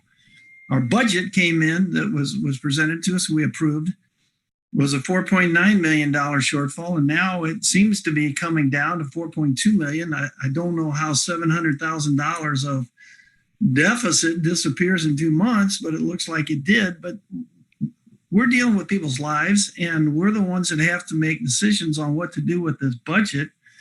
We need information. What do we have to do to get that information ASAP? Do we need to help bring in the auditing firm to get their eyes on this too, or what? I don't think we have a bunch of time to sit around and say, well, look at it in January. If you guys will let me know. It feels this way. I mean, I don't hear anybody else saying anything, but we've just heard a whole bunch of people talk about how crucial these cuts would be to their lives. They're serious and we're serious. But we can't do this stuff in a vacuum. We're like swinging at a piñata with blinders on. How do we get this information? I believe Dearman was going to respond. I fully understand everything everybody's saying. And if the run rate is that, then we're going to not have the deficit that we had. I am very cautious in making those projections until we can get a little bit more time and a little bit information. I am more than happy to say, yes, this is the way it's trending right now. And I certainly hope that that's the way it continues to trend. We need to continue to be able to have the time to look through what could be coming up that hasn't come up yet this year.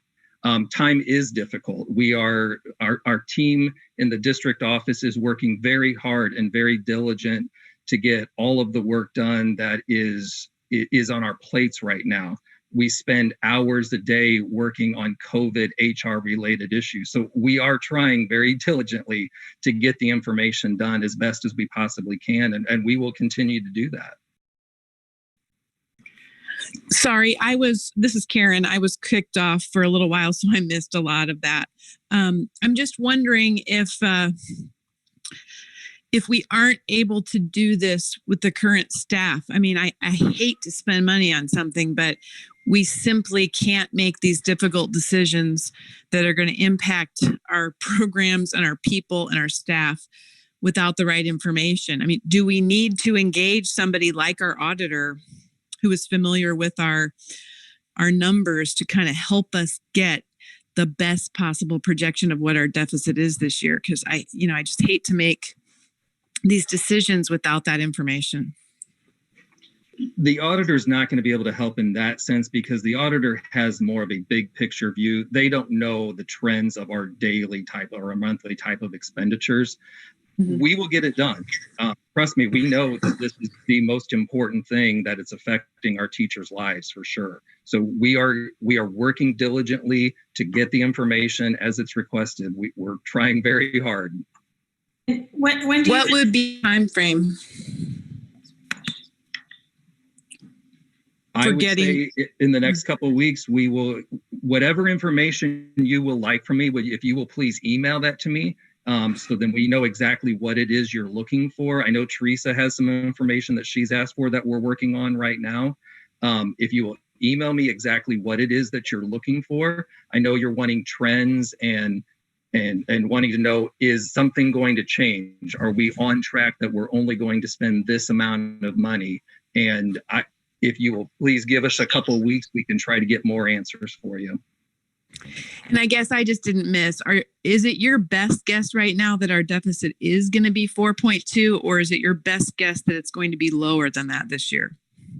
I do not think our deficit is going to be what we projected in the budget. No. And I think I gave you a number a few weeks ago, Karen. I would probably, and I can't remember exactly what that is. I don't have it written down in front of me. I would say we're probably still on track for that. I'll look up that email that I sent to you and verify what that number is and see if we still feel like that's the number that we're looking at. Okay, thank you. And thank you, Damon, for that. And, you know, it is, and you're exactly what you said. It is extremely important that we understand this sooner rather than later, because, you know, not just teachers' lives, it's the education of our children, and to keep this district exactly where we want it. And I've heard that, you know, we're a great school district to keep us where it's at and make sure we can sustain that. So thank you for looking into that. Personally, for my opinion, of course, I'm looking at the education fund because that's where we're seeing that significant deficit. So thank you for that, and we'll be looking for that information. Any other comments, questions?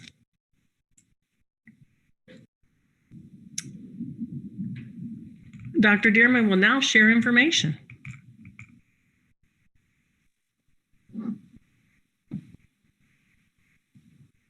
Abby, that's not what it says here on the...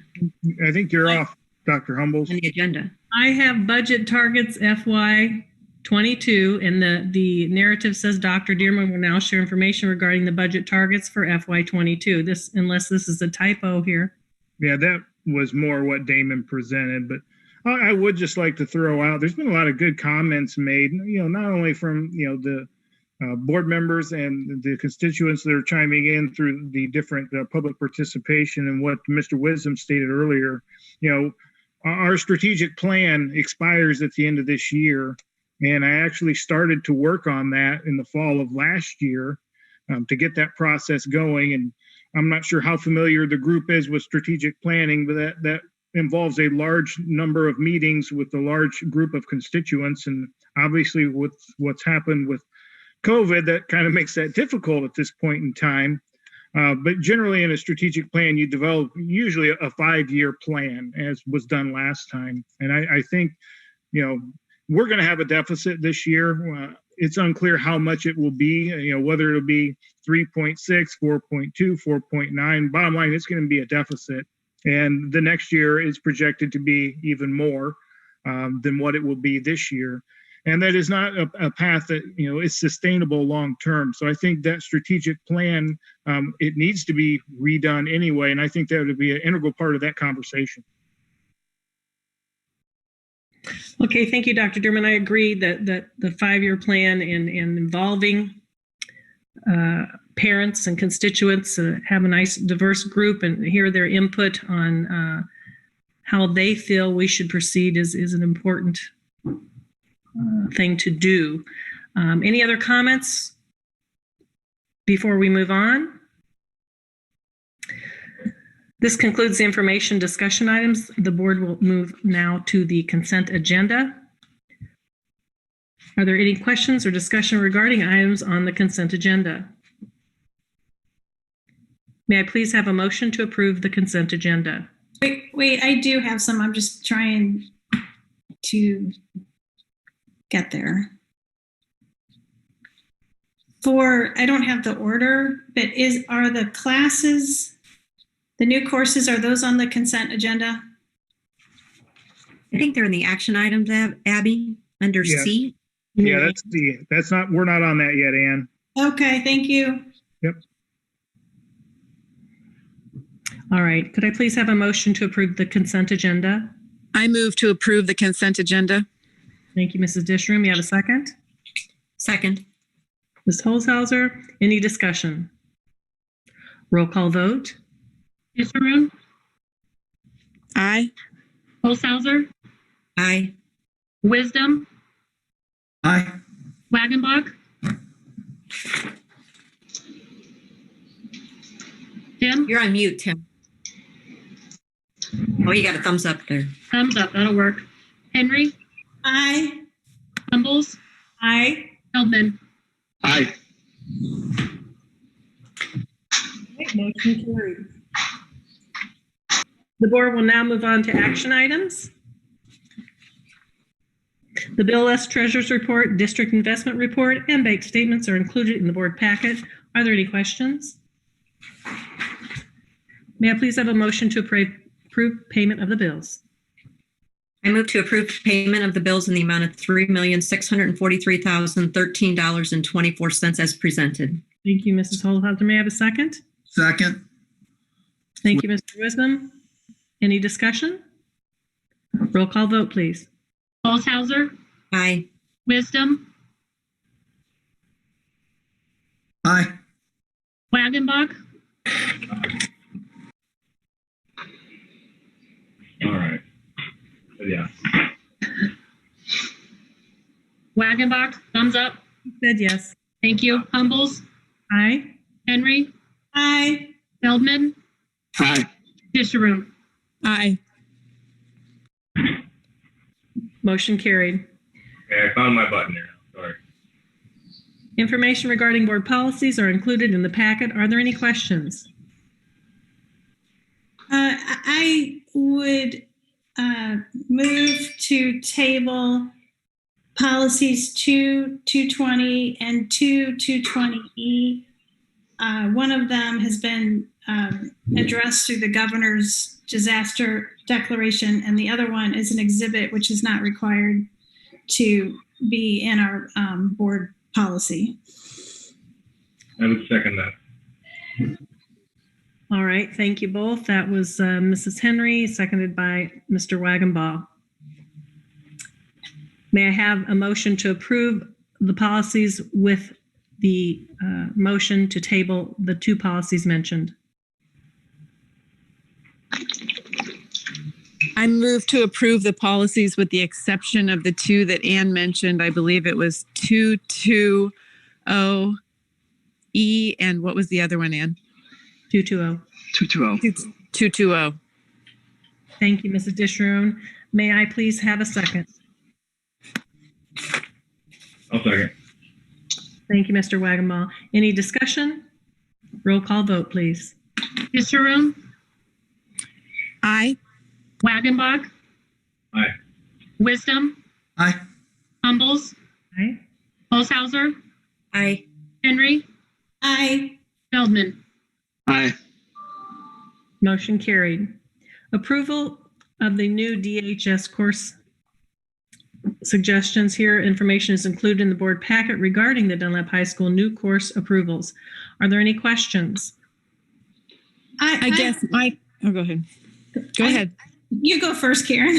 No, you go. You go. I would like these to be approved separately if we choose to approve them.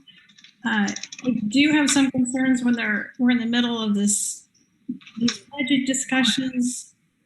If it's the right time to take on more cost, or do we have more time? I know that students, I believe, will be signing up for classes in February. So I didn't know what the time frame was on this. Or vote on them individually. Okay, so we have a motion and a second. And I don't think there's going to be an additional cost on these. Dr. Adrian and Ms. Bagby kind of addressed that last time. It's, if another course is offered, if it gets the numbers, it'll go, then the numbers will come down in a different course. And so we're not adding additional courses that require additional staff. We're just using our existing staff to offer different options. So it does say, though, that there's an extra cost for textbooks for AP art history, and it has TBD for the environmental science. I would just personally feel more comfortable holding off on these. I just don't think we should add new things if we're looking at removing others. With the exception of calculus, I would support that. I feel like that's a core thing, and I don't see a cost with that. So I would say I would move to approve the calculus one. Well, the other one is the PE bracelets. I think there's a cost to that. And I was just wondering if there's a way to pass along that fee to students who wish to do it. I'd like to jump in on the physical education, blended physical education proposal. You'll all remember the impassioned presentation that Macon Walters made to us last year that was supported by other students that would like to have an option when their schedules are just cram-packed to do physical education in a remote way so they can devote their time as they need to in school. And so we talked to the PE department about that, Brett Caslett and the rest of those guys, and they really took this and ran with it. They did research up in the Chicago area and found out that this is being done successfully elsewhere. And they found how it was being done, and they're making this proposal as a response of us asking them to do that. And I've spoken to Brett about it, and he said, yeah, this bracelet, some of the schools pass along the cost to the students. If you decide you don't want to take PE in school during the regular time for a certain number of students, we can give you that choice, but you're going to have to pay for it because it's not fair that you want this fairly singular treatment, but then the district has to pay for that. It's like other things that we charge that are singular. And so the way we talked about it was that the students would pay the cost of that additional program, and it would be revenue neutral to the school district. Brett was very confident that could be done that way.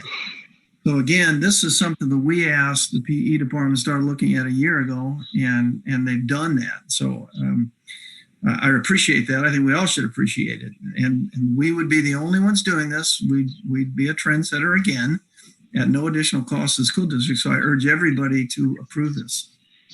I remember that quite clearly, and I agree, Mike, that we did talk about being able to pass that cost on, and I think it's a nice option for our students who do have busy schedules.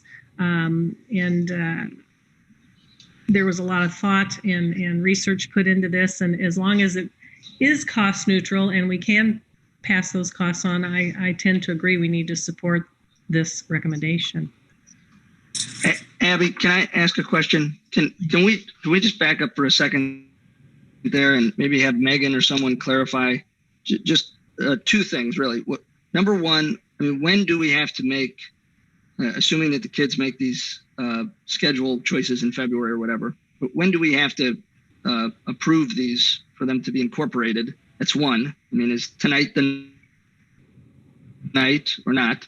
And then two, can we just go course by course real quick and just say which ones do have an associated cost and which ones do not? Because, I mean, Karen or someone mentioned something about textbooks and stuff. I just want to know which ones would actually add cost. I heard Dr. Dearman about not adding staff, but I would like to know if there are other costs associated with adding courses. Sure. Megan, could you go through the list and we can discuss it? Absolutely. First on the timing, Megan, and then maybe through each of the courses. Yeah, so timing wise, this year's a little unique. Normally the counselors, I talked with them today and with Dr. Adrian, and normally they would be getting the course sign-up list together. They would start meeting with different classes so that they could start talking this through with their families. But this year, as we're preparing the master schedule for second semester with some of the changes and whatnot, we're not quite ready to do that. So timing wise, this could offer us a little more flexibility if we wanted to wait a little bit, Tom, on this. And if we wanted to think about that and see where we're at with everything budget-wise. So that is an option. Would it be February? I mean, do you know when they're going to do this? Meet with the students? Yeah, we talked about, I mean, 8th grade orientation is usually in January. That's a time frame, but talked about, again, is that really going to be feasible? I think we're probably looking more at a either mid to late January or February timeline. So February is probably more realistic with all of the changes going on with remote learning and second semester scheduling. So I think February could be more realistic, and that might help with where we're at right now in terms of making those decisions. Okay. And then, Megan, I know you mentioned something about textbooks and stuff. I just want to know, So Megan, if we did wait until at least January, I mean, I don't want to wait until the very last minute because there's always another question or something that might come up. Right. If we discuss this in December and or January, that gives you ample time to plan the schedules and order what you need to order. Yeah, because the big thing would be making sure the curriculum guide is updated so students know what that they can choose and that the forms that they sign up on are all ready to go. So when the counselors talk with the families and the grade levels, that they are giving them everything that is current and that they have available to them. So same thing like with the dual credit that was mentioned earlier, that would need to be something that would be added as well. We're currently working with ICC to determine what courses our students have been taking dual credit so we can see where that interest is and see if we can enter into that with knowing what they are. There's benefits to that in partnering with them on that. So like if we had 20 kids who wanted to take an econ class, just as an example at ICC, we can partner with them to maybe set up a high school econ class dual credit where we have access to seeing their grades, getting them help, talking with the counselors and the registrars over there. It really has proven beneficial in the past. So those are all things we're working on. Arnitria Shaw and I have been in communication in terms of her getting those reports to us. So that'll also be helpful information as well. So if we want to go through these item by item. Well, hold on, Megan, before you start, this is Scott. Yeah. I don't want to contradict you, but I don't feel comfortable backing that up to January. I think we probably need to have the decisions made in December so we can have the materials prepared for January. Board members who've been on the board for a while, you recall we normally used to bring these to you in September. Then we backed it up a few years ago to October, and now we're backing it up further because of COVID. It's a mad scramble at the second semester anyway to get all this out. So I'd feel a lot more comfortable if you guys acted on it in December. Thank you. I had a question there too. When do we need to get that curriculum guide done? Then is that before they pick their classes? So that we need to have that done by December. That's why the vote would, if you approve in December, we can finish it and get that out 1st of January, and then they can have January to register, and then we can get them in February. Okay. But delaying it a couple of weeks makes a big difference to the counselors.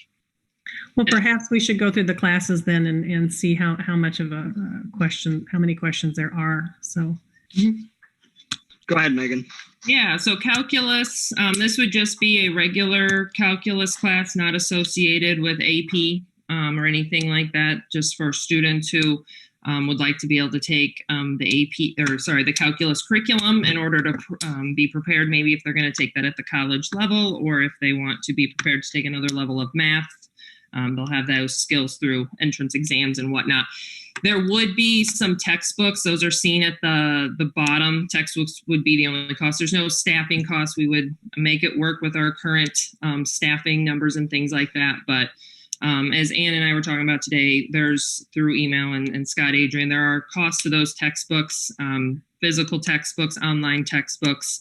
And so if this gets approved, we can get the quotes for those. But textbooks usually range somewhere $200 and $250 for those AP textbooks to get a physical copy of them. So is that per book when you're saying $200, $250? Yes. No, and for calc, one of the comments that was in there was that you do have perhaps excess calc AP, AB, and BC.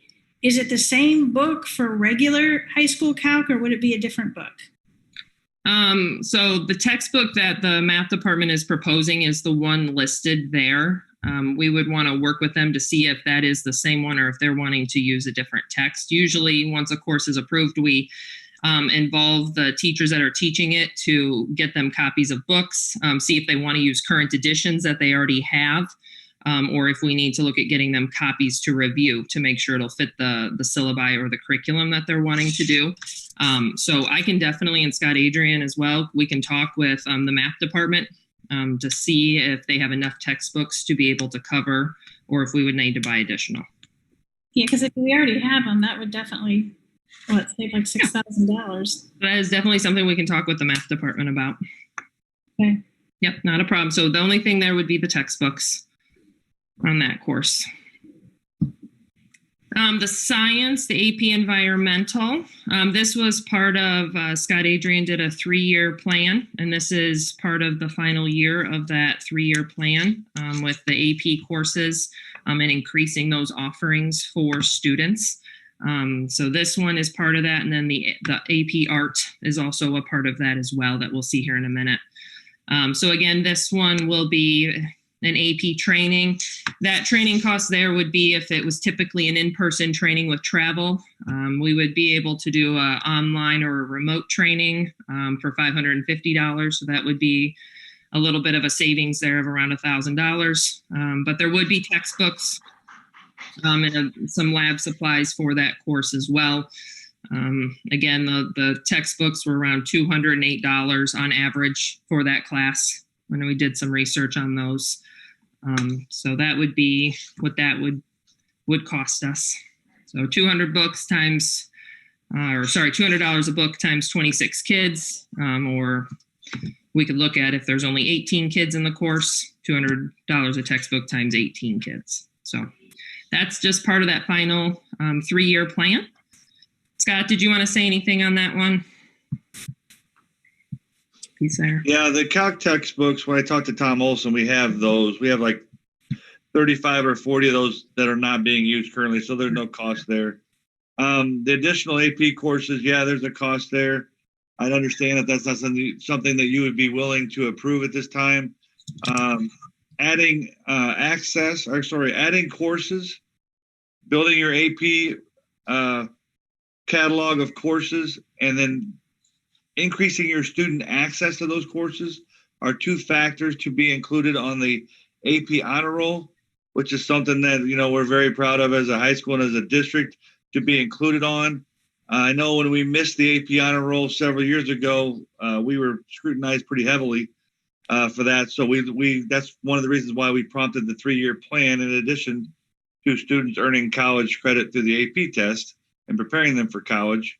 But one of our goals as a district was to make that AP honor roll. So that's why we set a goal to increase those offerings at that time. But I do understand that there is an associated cost with those. And to be quite honest with you, AP courses, new ones in particular, sometimes are hard to run because they don't always get the number needed to run them. So we could offer that course and it not run, to be honest with you, because it wouldn't make, as we speak, the 15 minimum required students to be in it. But it is an offering that we would say we would be able to offer. So, but again, it's not something that's absolutely critical to our core curriculum, but it's something that was part of that with those goals in mind. Yeah, and I appreciate so much the work on this, and I hate for you to have done it and then we go backwards, but we've just got a new set of circumstances now, and so I think we have to look at it differently. So thank you for bringing it forward and following through on this project. And I'm sorry if we're going to have to relook at it based on different numbers. So the next one on there is AP Art History. Thanks, Karen. So the next one is AP Art History. That would be around $218 per book. That is from what Lindsay has let us know, that she did the higher end of what those textbooks cost, just to not have lower than what it might cost to run that class. And as Scott mentioned, there might be a lower enrollment in that class initially, so it might not need 30 books right off the bat there. So that would be the associated cost there.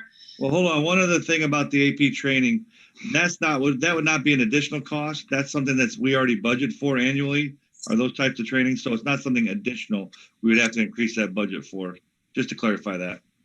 And is that for all the training, like for all the AP training, or are you just talking specifically about the art history? All the AP training is budgeted for at some point district-wide. And it comes from, well, Megan knows, she controls that budget now. But it's not something we would increase that budget for to accommodate. You wouldn't spend it if you didn't do it. Right? Well, not necessarily, but it would be PD money that we would use for something, for sure, yes. But I mean, there's times when those budgets aren't completely depleted either. You don't have to, yeah. All right. about the art. Oops. Am I unmuted? Mm-hmm. Now you are. For the AP art history, they do offer that. I looked at ICC. It would most likely be offered online, but then that cost would be picked up by the students. So that would be one. If we didn't offer it, they still could take it through ICC at no cost to the district.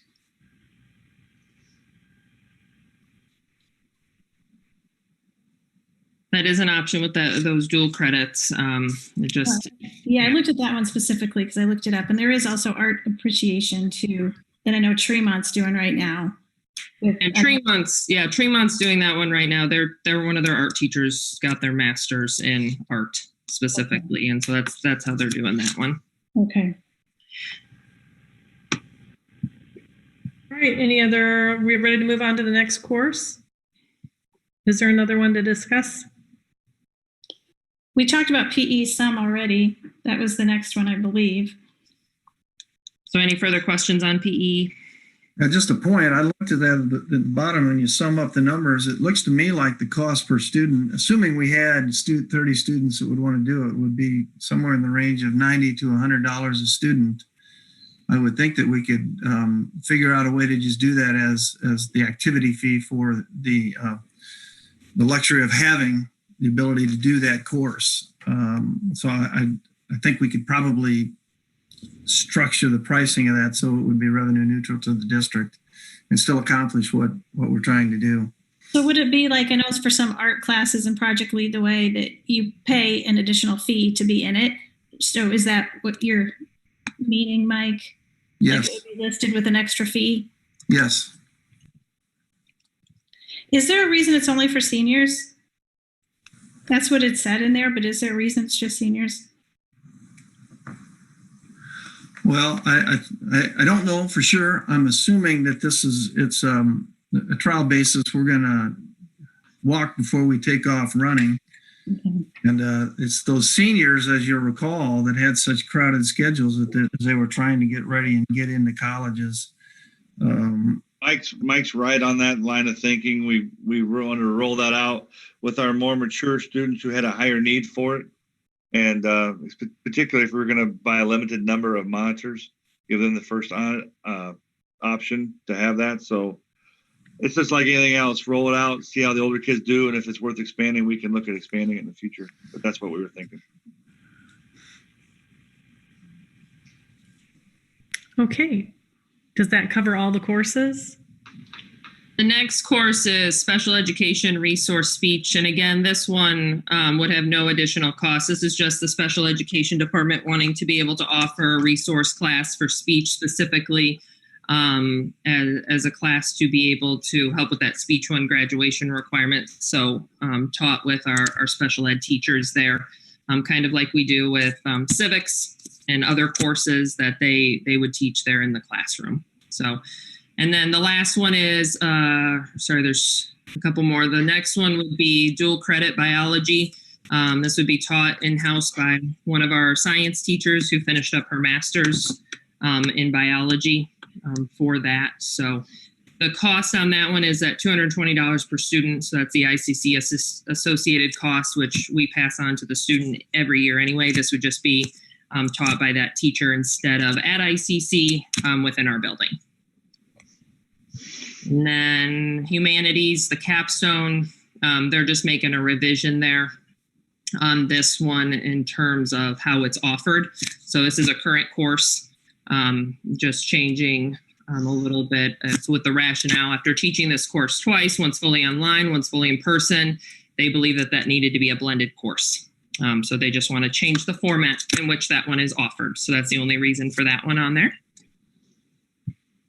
And then the next one is just the final sequencing for the foreign language for French 4 and French 5 AP. So French 4 AP is changing to French 4. French 5 is changing to French 5 AP. So the final class being offered as those kids would have been on the last track to be able to get what they started in 8th grade and finish up with their final year of French, culminating in that French 5 AP where they can take that AP test.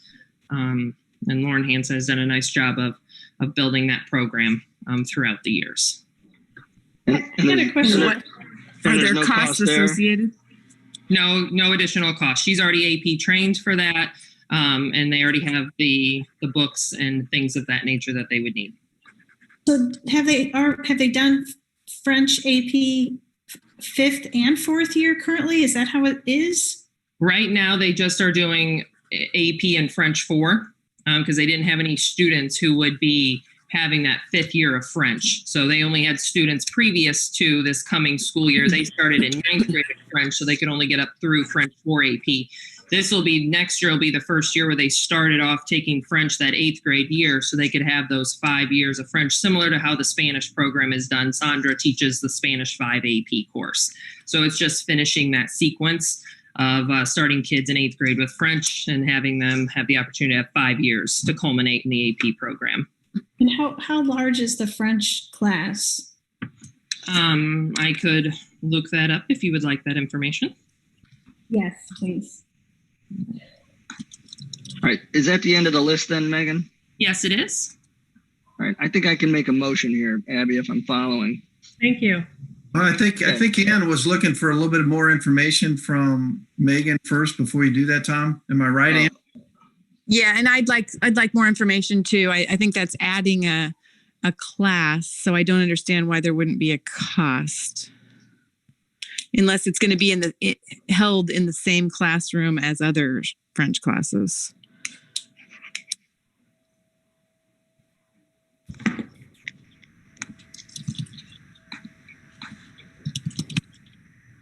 Well, this is Scott again. This is kind of one of those philosophical things. If you've got students who go through the program for 4 years and you want to give them the opportunity to have that capstone class, that's the big priority. And those French students we're going to finally have a cohort of students who are ready to finish their capstone course. And just so you know, historically, we have given those courses a little grace in the fact that the minimum number is usually 15 for a course offering, but for something like a capstone class, we would give them a grace of 13 students. I thought I heard Megan say though that Megan, you didn't think that there would be additional cost for that French piece.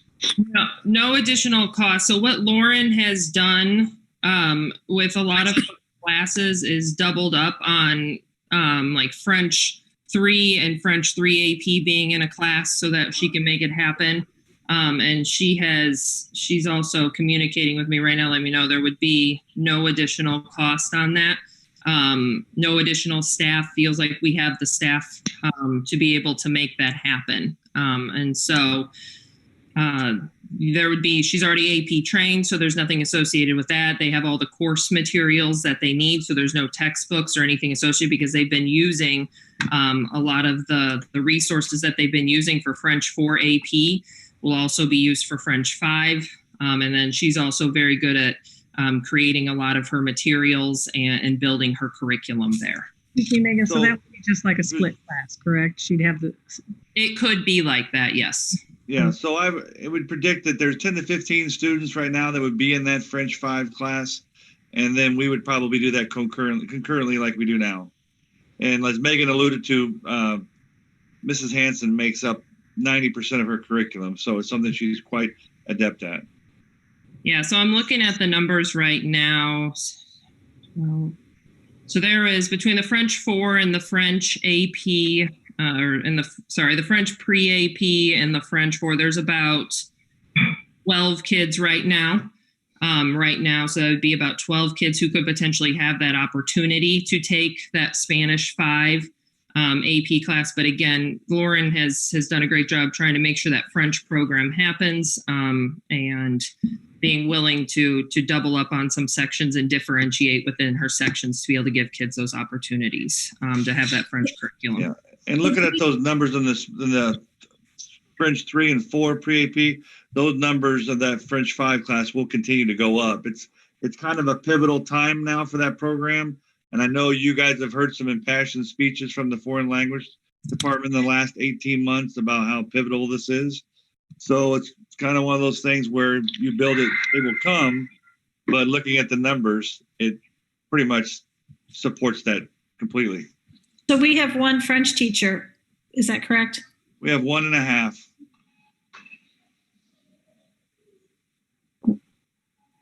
Where's the half? Is she like at the? No, he's at the high school. Mr. Thompson teaches sections of French and sections of social science. He took over for Mr. Rose, who did the same role previously.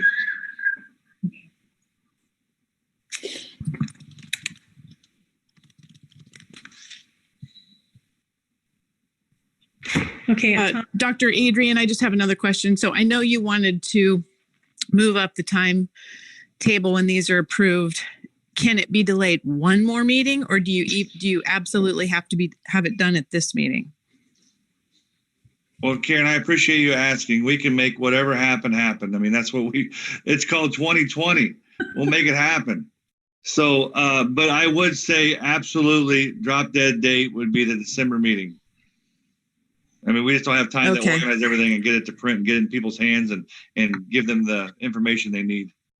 Thank you. And that would give us the time to get the curriculum guide done too, correct? Oops. Did you Clarify hear that, please, Ann?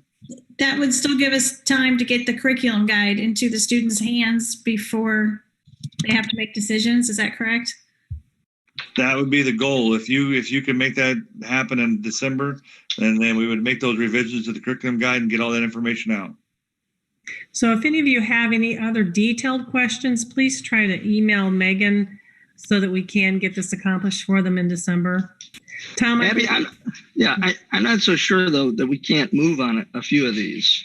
And so, I mean, I understood what, Karen just said about moving some of them off, but I mean, if we have these ones isolated where we've got the cost figured out, and then that would just be less stuff that we'd have to fool with in December, because ostensibly, we're going to be back, looking at the larger number piece. So, I would like to make a motion, if I heard everything correctly, to go ahead with the calc course, assuming that they can use the 30 or 40 books that they currently have. Go forward with the special ed resource speech course. Go forward with the dual credit bio course. Go forward with the humanities capstone course. And go forward with the AP French course. Does anyone have any objections to any of those classes that he mentioned? I would prefer. I would ask Tom to include the PE. Yeah, you know what? I had that off to the left, Mike. I'm sorry. And I was going to add that too. I'm sorry, Mike. Thank you. I got thrown off there. So yeah, I do have that written down. Phys ed right there. Phys ed. But I was going to say though, I think you made a comment, Mike, that again, if we went forward with assuming the phys ed, we went forward with that. But again, it would be up to the kids that wanted to enroll in that they would have to flip at this time for the cost of that monitor or that device or wristband or what have you.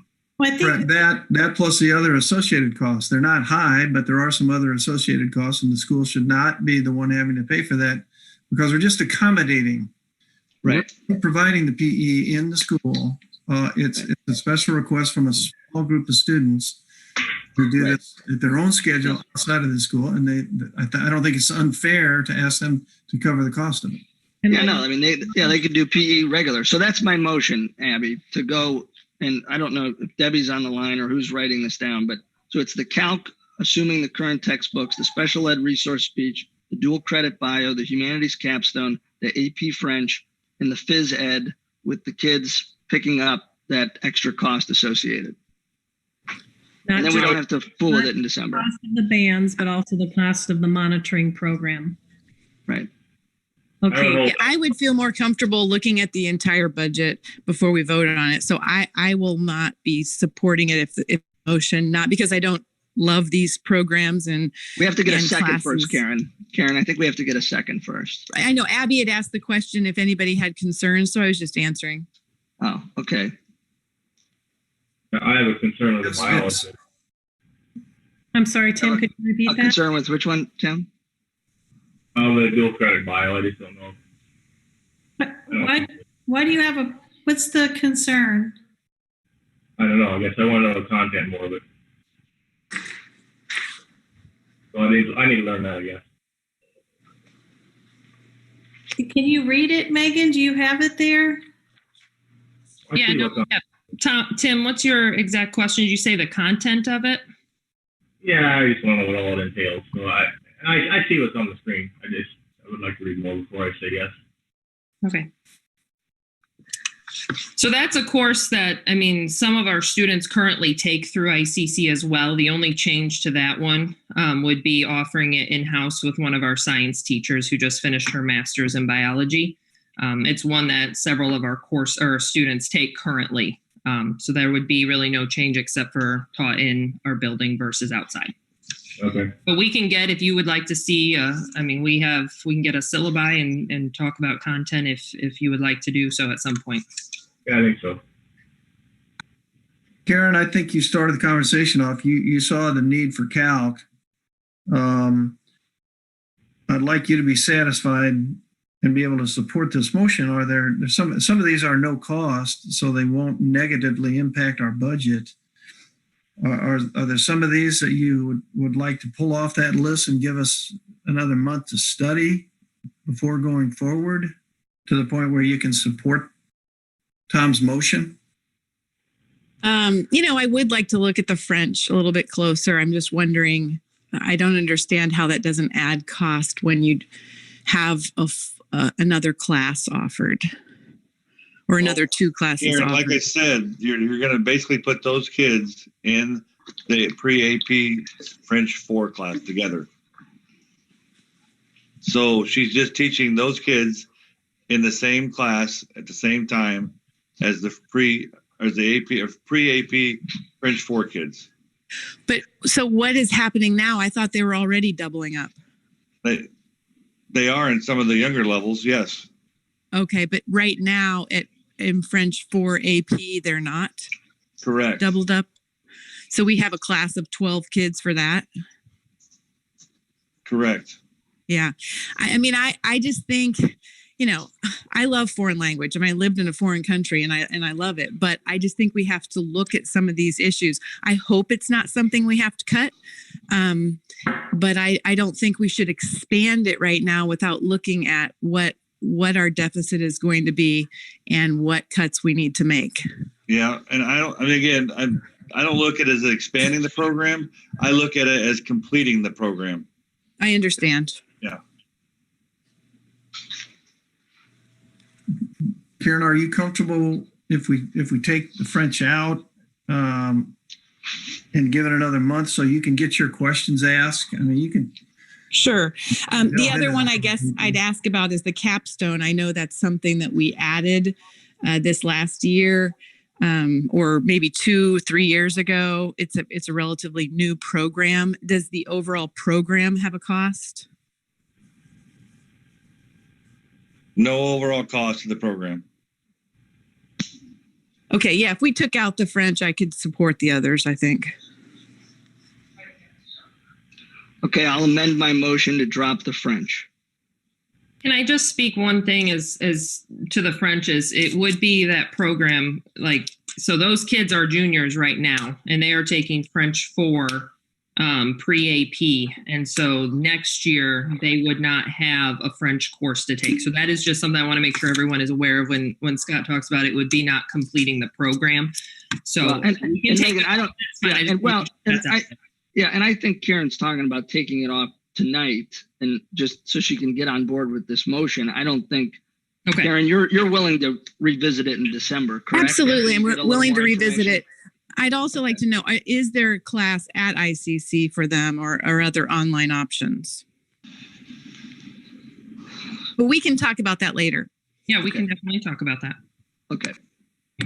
So I guess my question on the bio is there's no cost, the bio 110, the dual credit, there's no cost to the school because the students are picking it up and some are taking it. And I believe this is something that medical people take. Is that right, Megan? It's a lot of the intro bio for ICC. in terms of getting into the next course. Like if they want to go on to nursing, they would need to have this biology foundation. And it's also listed as one of the gen eds. So, I mean, it is one that counts for college credit. There's about 100 courses that are considered gen eds that are accepted throughout the state. I'd like to see that one go. Bio is included in Tom's motion. Okay. Tom, go ahead and. Okay, I'll second the motion, Tom. Let's let Tom say the motion again with the classes that are going to be included, and then Karen can second. Okay, it's calculus, assuming the current textbooks can be used, the special ed resource speech, the dual credit bio, the humanities capstone, and then the physical education one, but the band, the actual band and the monitors, all the equipment that's associated gets passed along to the students that want to enroll in that class. Thank you. May I have a second, please? A second. All right, any discussion? Roll call vote. Feldman, Aye. Henry, Aye. Disharoon, Aye. Wisdom, Aye. Wagenbach, Aye. Humbles, Aye. Holshouser. Aye. Motion carried. Information is included in the board packet regarding bus number 28. Are there any questions or comments or? Tim has lined up a buyer for that bus to buy it outright. And if that's the case, then we'll need a vote for the board to approve that. And then next month we'll put together a resolution because to sell, school property, you have to have a resolution by the board to do so. But if that's the direction the board wants to go, I just need to know that so that I can get it prepared. Any comments, questions? I support Tim's sale, by the way. I think it's probably about as good as we can do. If we're looking to sell that for some money, I think it's a good deal. Okay, then. Abby, I have a comment. Sure. As I'm looking at this, we have three options: giving the bus to Farmington Towing, road towing, donating it to the Dunlap Fire Department so they can use for training for safety, or selling the bus. It looks like for $1,000. So, from my perspective, I would support donating this to the Dunlap Fire Department for training. Safety is of the utmost importance to the kids. Can't put a price tag on that. We have thousands of kids riding the bus, correct? So that's what I would support. Okay, so we have two options. Anyone else have any other comments, concerns, questions? I guess we need to have a motion and then a second to whatever option. I'll make my motion to sell it for $1,000. Is there a second? I'll second it. Okay. Any discussion? Roll call vote. And I appreciate the fire department. I think they can learn a lot from videos rather than taking a bus and chopping it up. I think they can see a lot from videos and learn a lot. And buses are seldom an accident. So I do appreciate that. But that's my thought on that. I understand, and I also know that our firemen have been stepping up to drive the buses, and we appreciate that as well. But Tim, I do want to clarify, you didn't go out and seek this buyer. He sought you. That's correct. I believe that's what you told me in the earlier. Yeah, I was checking with auction people, and that's how someone sending them to me. Okay. All right. So we have a motion on the table. And I'm sorry, and Teresa, who reached out to you? No one reached out to me. I'm going by the information in the board packet, and I'll read this where are you on it, Tom, where it says, I'm looking in the event of a school bus accident in Dunlap where there's an extraction necessary, they would most likely be the first responders. Yeah. I just think that's goodwill, and anyone knows the Dunlap Fire Department, I would think. They do have probably turnover, I'm guessing. So to me, safety is always top priority as well. So that's why I would support number 2. Yeah, that information came from James Barrett, our transportation director, because that bus was no longer roadworthy and not capable of transporting students safely. So he started looking at options on what we could do with it. One option was the towing company would take it away at no charge, so at least get it off our lot. The other option, yes, we have a number of firefighters that are subbing for us as bus drivers. They got wind of it, is my understanding, and said, well, we could use it for training. So that's where that came from.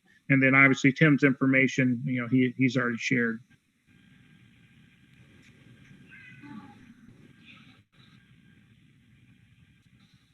Okay.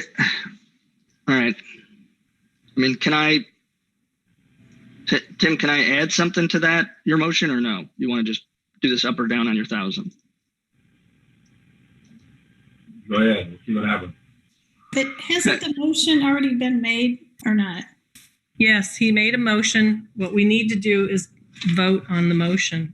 But if Tim wants to revise it, can't he revise it if Tom has something that he suggests? Yeah, he can be asked to make a friendly amendment to his motion.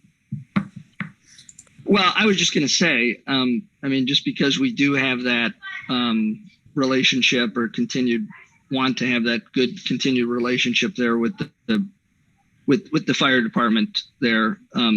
What about seeing if they do want it, or they would be able to make good use of it? Firstly, actually have Dr. Dearman call the chief, not just, anyone, more of an official capacity, and see if they would actually use it. And if they say, okay, great. And if they don't, then we release it for sale for the $1,000. I'm not sure I how would you agree with that.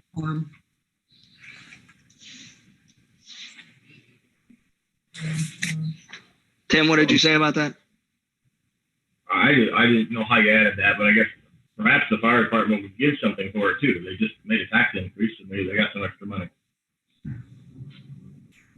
No, I don't know about all that. I'm just, that was my thought. I'm sure how you add that. He was suggesting you change the motion, Tim, but if you'd like to keep the motion the way it is, we have a motion and a second, and we can continue to vote on it. Let's just keep it. I'll keep mine the same. All right, then. We have no further discussion. Could we please have a roll call vote on motion? Wackenbach. Aye. Disharum. Aye. Feldman. I'll vote no. Henry. Aye. Holzhauser. No. Humbles. Aye. Wisdom. Aye.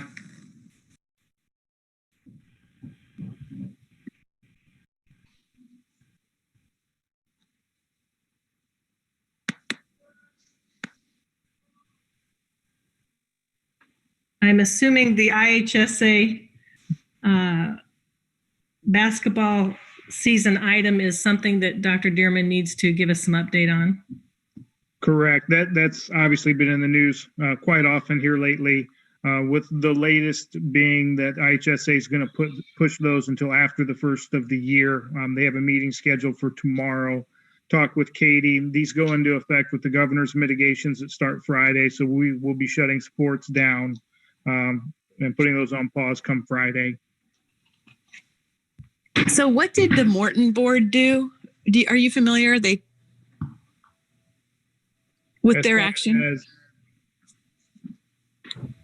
Well, they were willing to play, but you have to have someone to play. You have to have a season, and the IHSA is no longer going to run their season, so their decision is a moot point now. So can they practice, or is everything on hold?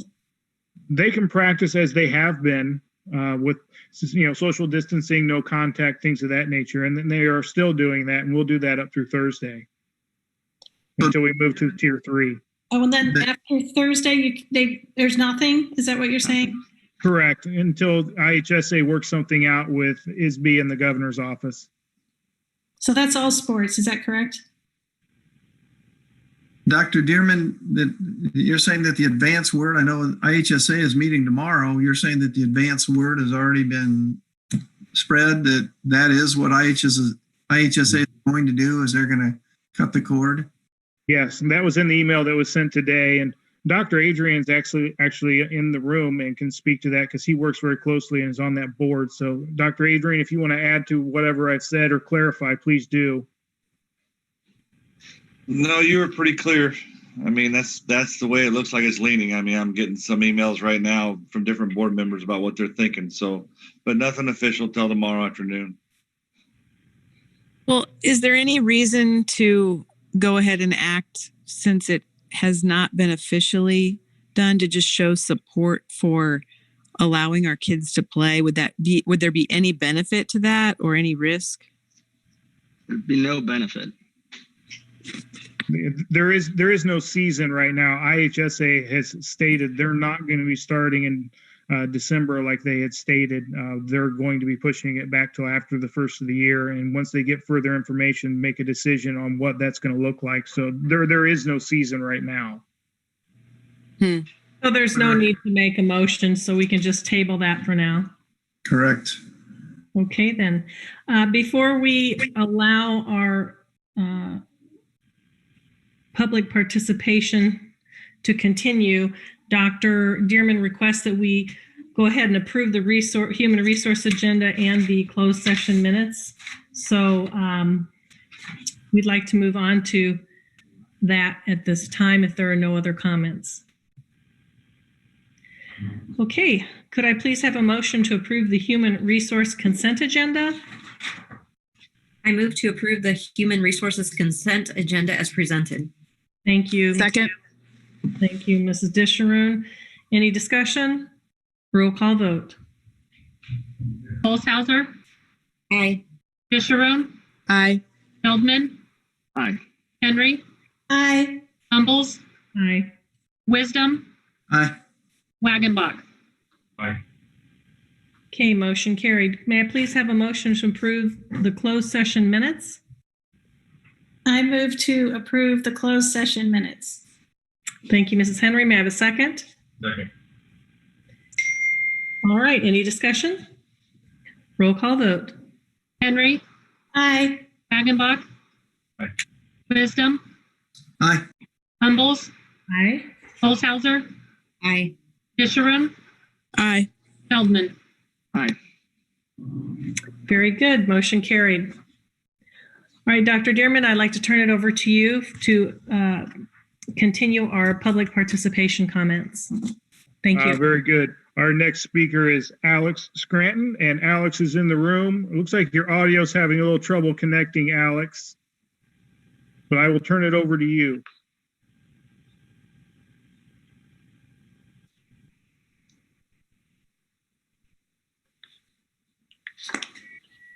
You must not be able to hear us.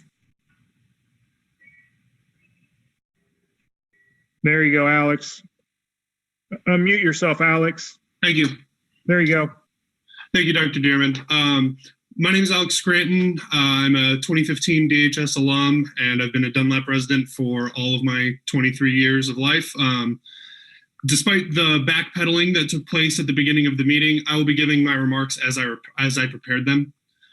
Throughout my time at the district, I was heavily involved in the music and theater programs, and I continued that musical involvement at Bradley University, where I recently completed a music business degree that I am currently putting to use in the local community. As is probably obvious, music and arts programs are very important to me. During my time at the high school, they were an area where my creative mind could be challenged outside of the realm of homework and studying. For myself and many other students, we built our own community with the friends that we made in the music programs, and we challenged and supported each other from day to day.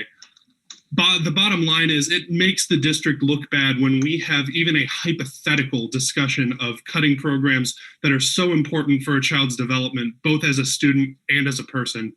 Moreover, including such things as foreign language and a vast array of elective and vocational courses on the chopping block will make our district look worse by comparison to other districts in the area. Were I moving into the area and comparing school districts, these are the courses and programs that would separate the wheat from the chaff. They prepare students to be not just members of the workforce, but citizens of the world.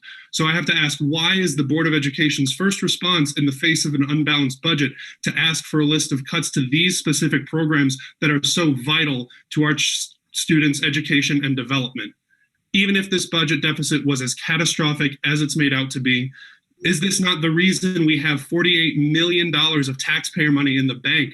What else would those funds be for if not a potentially year or years-long nationwide pandemic that devastates our economy? If the board is interested in preserving property value in the district, I recommend they consider another course of action. Using the taxpayer money that they are currently holding hostage is not the only answer. As evidenced in the budget targets presentation from the meeting on October 21st, we have the lowest property tax rates in the area, and we have for years. I would be quite glad to pay more in property taxes than I currently do in order to ensure that any children I may have in the future will go to schools that prepare them for whatever walks of life they choose to take. The fact is that if I and other young taxpayers are not going to find those schools in Dunlap, then we will find them in Morton or Washington or other districts in the area. I already know several of my Dunlap school friends who live in the Peoria area, but decided not to settle back in the district. Even considering cutting a wide swath of programs like this is a knee-jerk overreaction by the board and will just exacerbate the problem of not enough property taxes to pay for programs, resulting in more cuts and further flight from Dunlap.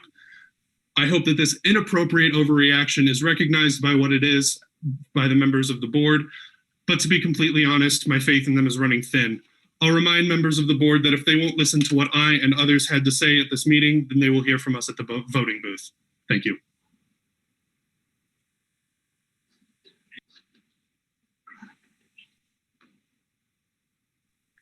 Our next speaker is Sean Scranton, and Sean is in the room. Sean, I'll turn it over to you.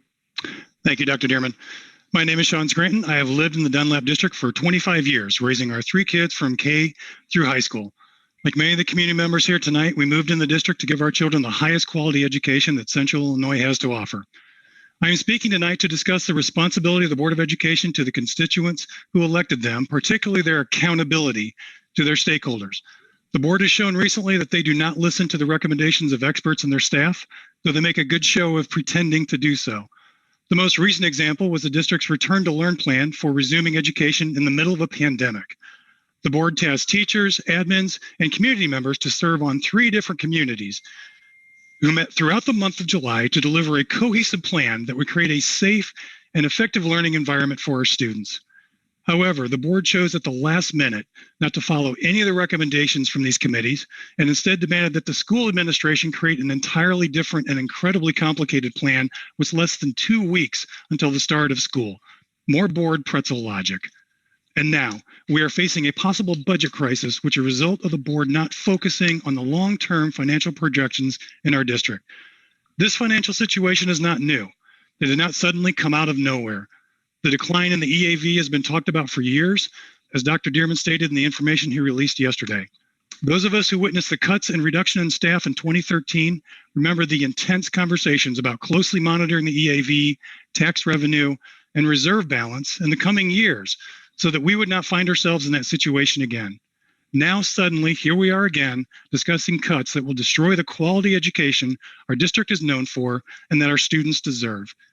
This discussion is a rash, knee-jerk reaction on the part of a board who did not manage our district's finances in the wake of the 2013 cuts, focusing instead on the micromanagement of our teachers and their curricula.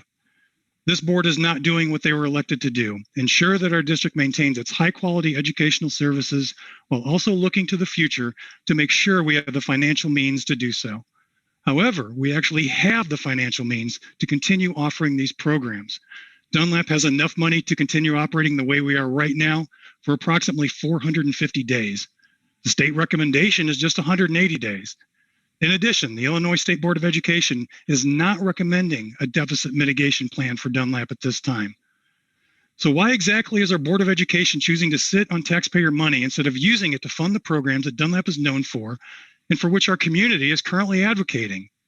These are questions we need to be asking and that we need to continue to ask as we move forward. A long-term, cohesive plan should have been created and presented to the community years ago. However, there is still time to work on one without making any cuts to our programs. I would encourage the board to use our reserve funds to cover the deficit for at least this year and possibly next year, while the board works with state and educational financial experts to develop such a plan. And I urge the community not to be satisfied if the board decides just to make fewer cuts than what has been presented. We should not be grateful for a compromise when there is no need for one. We need to hold the board accountable for its actions and ensure that this board serves the constituents who elected them. Thank you.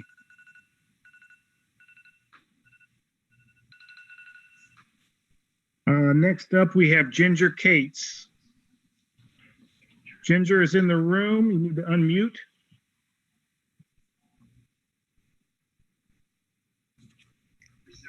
Hi, can you hear me? Yep. Can you hear me? Yes. Okay, I'm reading a letter for Piper Waltrip. She's a student at Dunlap Valley Middle School. It says, "Dear School Board, when my mom told me about the cuts that you guys were thinking of making, I started to get really scared. I don't think you guys should make any cuts, but it scares me to think you would think of getting rid of school counselors. I think you should keep them because who are the people that are struggling going to talk to if they don't want to talk to their parents? My previous counselor, Miss Dando, helped me a lot, super nice, and was a great listener. She did something that might make you feel uncomfortable.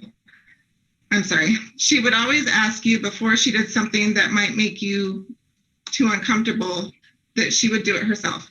She would love to care for you like you were her own child and even do full lessons about the problems that you're having.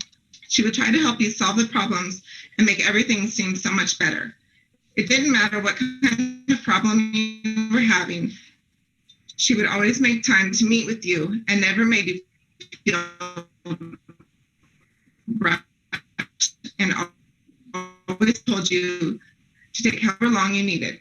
She would come if you were upset or angry. She would give you fidgets to help with your class, and every day she would see if it had gotten any better. She would meet with people that you were having problems with to see their side of the story. She told us that anything we told her would stay between me and her and everything. My mom likes to ask a lot of questions, and I didn't want her doing that because I could get super upset and start crying in front of her. Mrs. Dando gave me this idea of getting a notebook and writing down my problems and leaving it in my mom's room where she could find it and write back. This way, I didn't have to be uncomfortable answering her in person. This really helped. If I started to cry, Mrs. Dando would come over and have me do my 5, 4, 3, 2, 1 countdown with big breaths in between. She would give us time to calm down and never rushed me or made me feel like I was bothering her. It would be a huge mistake to make any of the board cuts that you have on your plan, but it would be awful to get rid of school counselors. I have seen Mrs. Dando help so many kids. She made 5th grade a lot easier for me to get through. You can't take that away from the other kids that may need her sometime. Please, sincerely, Piper Waltrip, 11 years old. Thank you.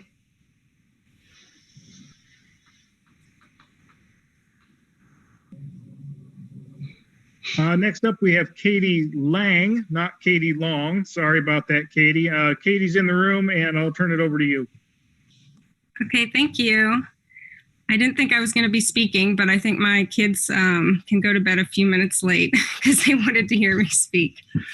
Hello, my name is Katie Lang. We are a new family to Dunlap this year after moving back to the area with Caterpillar because I know that there's some issues with Caterpillar going in and out of Peoria. And I just wanted to share with you that while I was, quote, school shopping around Peoria, I was only concerned about 2 things in elementary schools. I wanted to make sure my kids had more than one of the school day and that there were a lot of specialist programs in the elementary schools. And just in case you're wondering, Washington Schools only has 1 recess for a day that's about 7 hours long, which I thought was a little extreme. I was picky about these things due to what I've learned about the human brain. I am, of course, like everyone else, after listening, very upset to learn about the budget issues that are going on and how it's going to be decided, and if some of the specialist programs might be eliminated. I think it's important to inform everyone of the brain developmental facts because I taught for a number of years in Pennsylvania, and I know as a teacher, I didn't know much about learning and brain development, but I think it definitely makes a difference in some of the decisions that are going to need to be made. The human brain isn't fully developed until the mid-20s. That's why some young adults aren't able to rent a car until the age of 25, even though they're able to drink alcohol at 21. So some of the good decision-making parts of the brain aren't fully on board yet. And actually, most of our basic learning about life happens before we turn 7 years old. And that's just due to slower brainwave states that are going on. And in those early years, when kids are still in elementary school, it's kind of more downloading going on. I think that's important to know just because kids are in elementary school during those years. Many of the specialist programs being offered in Dunlap also help grow a more balanced brain. Subjects like art, music, technology, family and consumer sciences, and languages tap into the creative mind located in the right hemisphere of the brain. So more creativity that we can engage in life and offer kids in school while growing up, the more balanced our brains can be. Getting into the creative mind can also help us access what we know as more of a flow state where we lose track of time. And that flow state signals that our brain waves are slowing down. And slower brain waves also mean that we're in a more relaxed state of being. And as many people have said, we could all be in a more relaxed state of being here during the pandemic. A big problem that I see with eliminating a lot of these programs is that we wonder why, as a country, we see more school violence and stress in general. We are spending too much time in our left linear logical brains and expecting our children to just learn basic academics and excel beyond our expectations of them, but yet we aren't teaching them or allowing them time in their creative minds, so they freak out and then maybe hurt others or themselves. And as many people talk to, there are also kids that are touched by the specialist subjects, not just academics and sports. These programs are important at all grade levels, even elementary, and it is the duty of anyone responsible for the care and education of children to ensure that they receive programs for proper brain development, as well as improved and more stable mental and emotional health, which, as many people have touched on, these programs can also provide. The Dunlap's excellent reputation in the Peoria area will tarnish without these programs. Thank you for the few extra seconds. Very good. Next, we were supposed to have Megan Schott, but I do not see her in the waiting room, so we will skip past her and go to Celia Love. Celia, floor is yours. You need to unmute. There you go. Good evening. My name is Celia Love, and I'm one of the counselors at the high school. Myself and the other high school and middle school counselors wish to express our support for the elementary counseling team, as well as all of the district staff members whose jobs are at stake by the proposed budget cuts. Strong organizations cannot be built without a strong foundation, and the elementary school years set the foundation for students to develop the knowledge, attitudes, and skills necessary to become healthy, competent, and confident students. Elementary school counselors have an immense impact on children at this stage. They provide education, prevention, early identification, and intervention. School counselors help their students achieve academic success, develop an understanding of career opportunities, and develop social and emotional skills in response to the issues they face. A number of years ago, it became clear that our demographics were changing and students were coming to our district with more social and emotional needs. The board at that time recognized that additional counselors were essential, and therefore counselors were hired to fulfill this need. I find it unbelievable that at a time like this, when emotional health is declining, adolescent suicide is on the rise, and students are reaching out daily for support as they try to navigate through what just might be one of the most uncertain times of their lives, that such drastic cuts in the school counseling team are even being considered. From the perspective of a high school counselor who works with students who have grown up in the Dunlap school system, as well as ones who transfer in, I can attest to the amazing education our students have received before reaching high school. In many instances, a student who moves into our district even from another highly respected area high school, faces a steep learning curve. They are just not prepared for the demands and expectations of Dunlap High School. This is not a slight to these other schools, but a true testament to the strong academic and social emotional foundation laid here in the formative years. I fully believe this is due to the opportunities our students receive growing up. Arts and foreign language provide outlets for student expression. The introduction to technology allows students to learn to safely navigate tools that they will use their entire lives. The early interventions provided by the counselors provide essential building blocks for academic success and social emotional competencies. On a personal note, I am not only a Dunlap employee, but also a mother to 2 young boys who had Wilder weight. I've been thrilled with the education and sense of community that they have received so far in their education. Almost 3 years ago, my mom, who was very active in my kids' lives, passed away. I asked May Abahuli, the counselor at Wilder Weight, to meet with my oldest son. Even as a counselor myself, I was not in a place to fully help him process what we were all going through.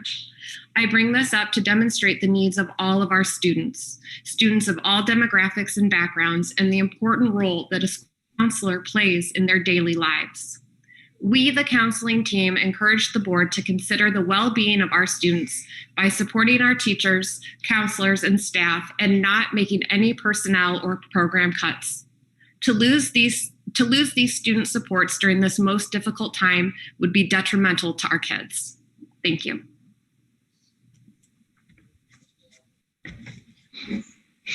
We're going to go back to Megan. She is now in the room. So Megan, I'll turn it over to you.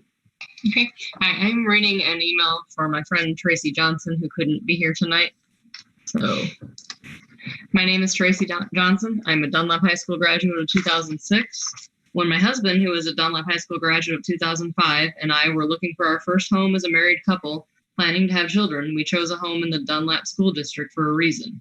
We both went to Banner Elementary School and Dunlap Middle School as well. We grew up in the exceptional Dunlap School District, and we wanted our future children to do the same.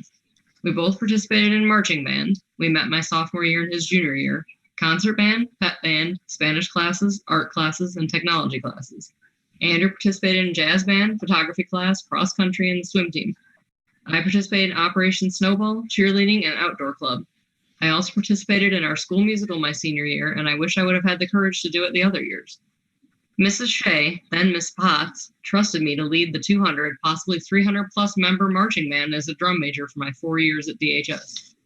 The leadership skills I gained working with Miss Aida Paulo as my drum major coach my sophomore to senior years have helped me train new nurses, certified medical office assistants, and medical office assistants.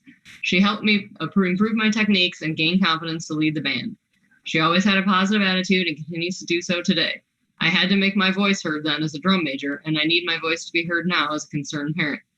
Let's not forget our technology teachers. I learned to start typing on a computer at BES during 4th grade. My first grader started technology classes during kindergarten last year. All through my husband and my years in the Dunlap School District, we did not have a school nurse. I have been a registered nurse for just under 10 years and listened to a nurse speak during career day while at DHS. This influenced my decision to pursue a college degree in nursing. Eliminating nurse positions is dangerous. I am assuming we have children and or staff members in our school district who have diabetes mellitus type 1 and 2, genetic disorders, congenital heart defects, high blood pressure, cerebral palsy, cancer, cystic fibrosis, anxiety, ADHD, ADD, blood disorders, special needs, and possibly other needs that require our help. We must keep our children safe. Please also take into account the extra work and time your school nurses have spent working in this pandemic to keep our children and staff safe and healthy. Lastly, I personally think threatening staff members working during a pandemic is downright cruel when I'm assuming their anxiety and possibly depression have heightened during this climate. I would be angry if I worked for the district for years and was treated this way, especially right now. Thank you for taking the time to read my email. I hope you have a nice weekend. Tracy Johnson. Next up, we have Rachel Coker, and Rachel's in the room. Rachel, I'll turn it over to you. Hi, I'm Rachel Coker, and I graduated from Dunlap High School over the summer. During my 4 years, I participated in student council, dance team, madrigal, show choir, jazz choir, theater, and so much more. I can't speak for everyone who's graduated from Dunlap or even everyone who's participated in the arts, but I can speak for a small group of us that tend to be overlooked. And that group is those students who suffer from depression, anxiety, and any other form of mental illness. School in general is enough of a trigger to cause kids like me to stay in their beds. But sometimes I would drive to school only to sit in the parking lot shaking because I didn't have the confidence just to walk in. A lot of people would say, just go in, get out of the car. It's not that hard. But the students and the parents of the students understand that it's not that simple. The only reason some days I had the confidence to walk in was because I could walk into a classroom where my grade and how smart I was did not matter. What mattered was that I was interested in something and that I wanted to learn something. You know, when I grow up, I don't want to be a doctor or a teacher. I want to perform or I want to work with kids. Master Chorale let me fine-tune my technique in a group setting, and Miss Ryan's parenting class taught me everything I need to know and more about working with kids. You know, much like math and English.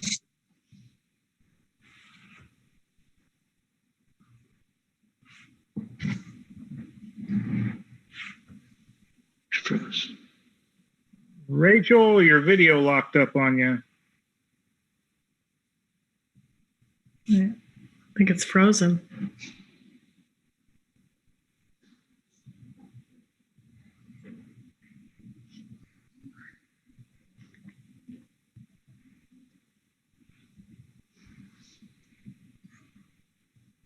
I think we lost Rachel.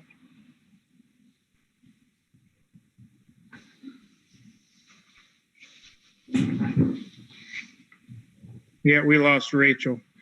She's now out of the room. She got disconnected. So next is Andrew Mann, and Andrew is in the room. Andrew, I'll turn it over to you. Oh, Rachel's back. Hi, sorry, I think my connection cut out.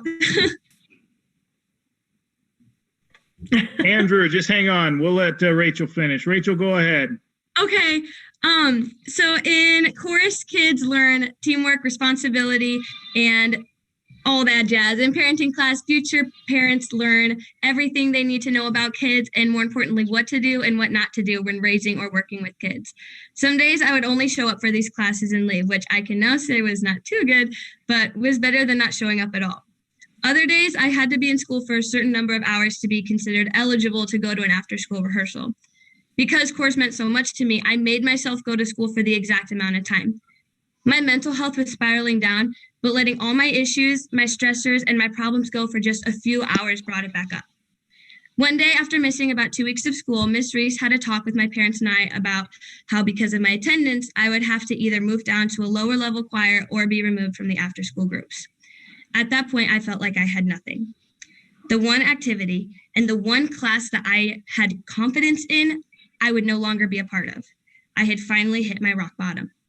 The next day, I was admitted into the mental hospital, and 1 week after I was released, COVID, took over the country. I know I'm not the first student to be admitted into hospital, and I know I won't be the last. My point in sharing this with you is that all these kids need one special activity, no matter what it is, just to stay afloat. And there is a large group that needs the arts. I had it, and when it was taken away, I suffered. Thank you for listening, and I hope I was able to give everyone just a little bit of a different perspective. Nice job, Thank Rachel. you, guys. Thank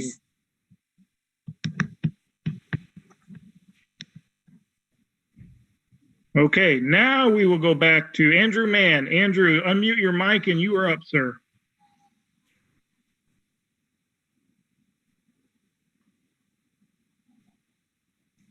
I can't hear. Andrew, we can't hear you.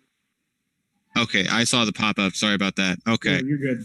All right, great. Good evening. I joined a few minutes after 6.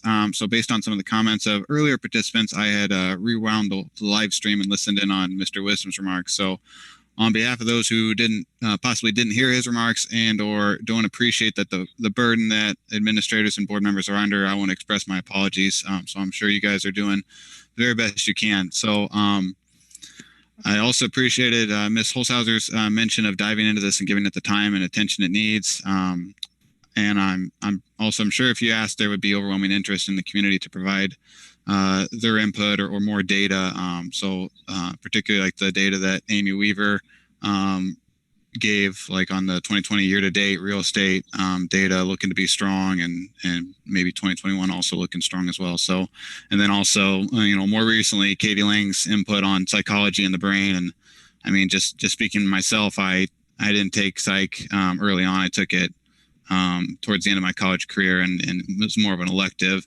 and it was great. I mean, I think just taking it later on, I probably had a little bit more of that frontal lobe development, and was a little bit more interested rather than a freshman who just wanted to get done with this class and take a nap. So anyway, simply put, my stance is basically in a similar direction as everyone else who's already commented, and particularly I'll state both my wife and I have been positively affected by outstanding teachers from our public school districts from our hometowns. I could give an in-depth and passionate recount of what both my wife and I have experienced, but I would most certainly become emotional and as well also go over on time. So I'll be concise.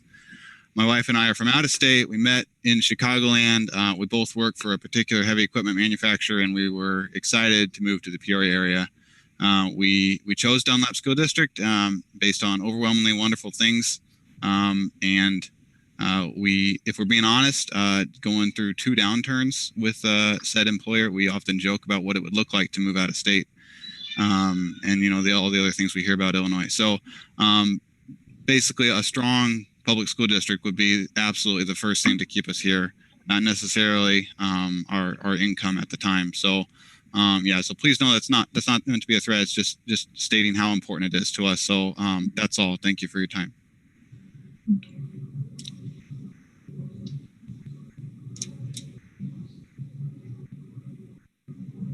Next up, we have Melissa Harrison, and Melissa is in the room. Melissa, you have the floor, but I'm not seeing or hearing you.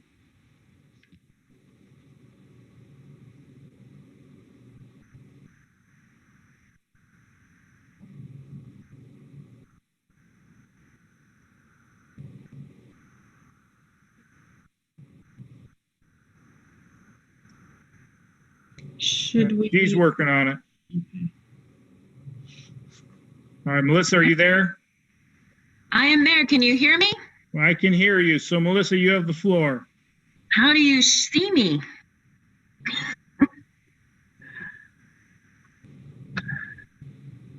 All right. Well, you had it for a second, but go ahead. We can hear you. There she is. If anyone knows me in the district, you know how common that is. So if you can see and hear me now, I'm going to thank you for your time. I am Melissa Harrison, a co-president of the Dunlap Education Association, and I've addressed the board before about the importance of time, and I'd like to do so again. What I can tell you about time is, 1, there is never enough of it, and 2, educators would never waste what precious little they have looking for trouble or fabricating facts. Information is available as a matter of public record, and I encourage everyone to access it.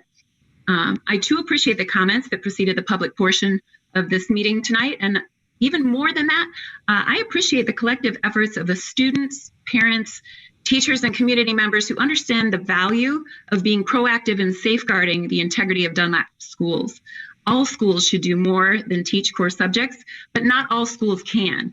But currently Dunlap schools can, and they should continue to do so for as long as we can. Now is not the time to deconstruct a system that is working and producing incredible results. And statements made at the September 30th special board meeting, like, we're going to have to make cuts, period, end of story. And if we're looking at cuts, it's going to be in the form of people. The menus of possible cuts themselves, these things get people fired up. And what we need to remember is this. Deficit spending once in a while is not unusual and by no means a crisis as long as you have a healthy fund balance and do not project an ongoing deficit. This is the case in District 323. Keeping expenditures in check and utilizing surpluses in the fund balance will sustain the staff and programs currently in place. We have the time to find a sustainable solution that will protect our students and the programs that make them awesome. Let's use our time wisely. Thank you for your time.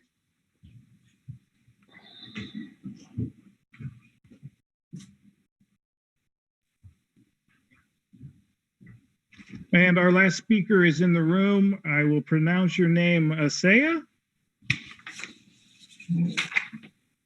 Floor is yours, young lady. Hola, me llamo Asia Adnan y yo soy una estudiante aquí in Dunlap. Hi, my name is Asia Adnan and I'm a student here at Dunlap High School.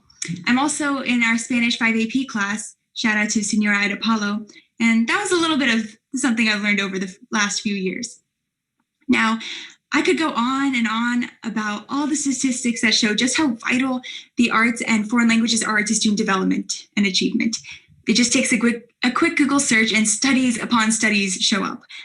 But the speakers before me have spoken so eloquently, and I'm sure you all, as officials elected to represent the best interests of students, have already done your research. I won't bore you. I'll just talk a little bit about how fundamental the arts and languages have been to me here at Dunlap, so you can get another student perspective. As someone going through the college application process, my involvement with these programs is so important. I'm able to demonstrate capability in multiple languages. My diversities in activities, such as speech, coached in part by a theater director, and choir as a singer in our Magical Night performances, creates a well-rounded portfolio. I'm applying to some competitive schools, and while my academics may be strong, my passion and leadership in these programs specifically are what will make me really stand out. But more than that, I like being a part of these programs. Spanish has opened up a whole new world of rich cultures and history. I've gotten a deeper understanding of people around me, and I'm even able to utilize my Spanish skills in my volunteer work, where we interact with local residents, some of whom only speak Spanish. And I truly think choir and theater are the reason I am who I am. Speech practices with Robin, our theater director, is why I have the confidence to speak to you all now. And magical season with Miss Reese and the choir is my favorite time of year. More than college applications or awards, I've made memories with the most incredible people. And isn't that what this is all about? Raising children who go out into the world as adults who know they are capable and loved, with the knowledge that they're valued no matter what their interests are, educating not only in academics, but also in empathy, creativity, and self-confidence. I mean, that's what I thought we all were here to do. I think the fact that this is even a consideration shows just how much these programs are valued, and therefore how much the students and teachers are valued. So as you make this decision, I just want you to know that we all are watching. The students are watching, and your children are watching. Thank you.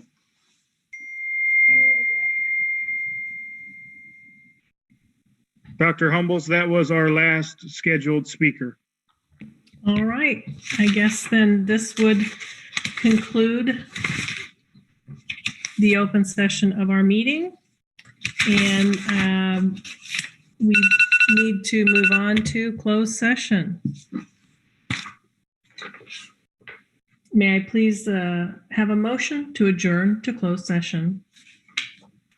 I move to adjourn to closed session for the following purposes as stated in the Open Meetings Act: the employment, compensation, discipline, performance, or dismissal of specific employees, student disciplinary cases, collective negotiating matters, discussion of minutes of meetings lawfully closed, and the purchase or lease of real property. Thank you, Mrs. Holzhauser. May I please have a second? Second. Thank you, Mrs. Henry. Any discussion? Roll call vote. Holzhauser. Aye. Henry. Aye. Fisherman. Aye. Feldman. Aye. Humbles. Aye. Wisdom. Aye. Wagenbach. Aye. Motion carried. It's 9:02. I want to thank everyone who took the time to speak, as well as those who took the time to listen.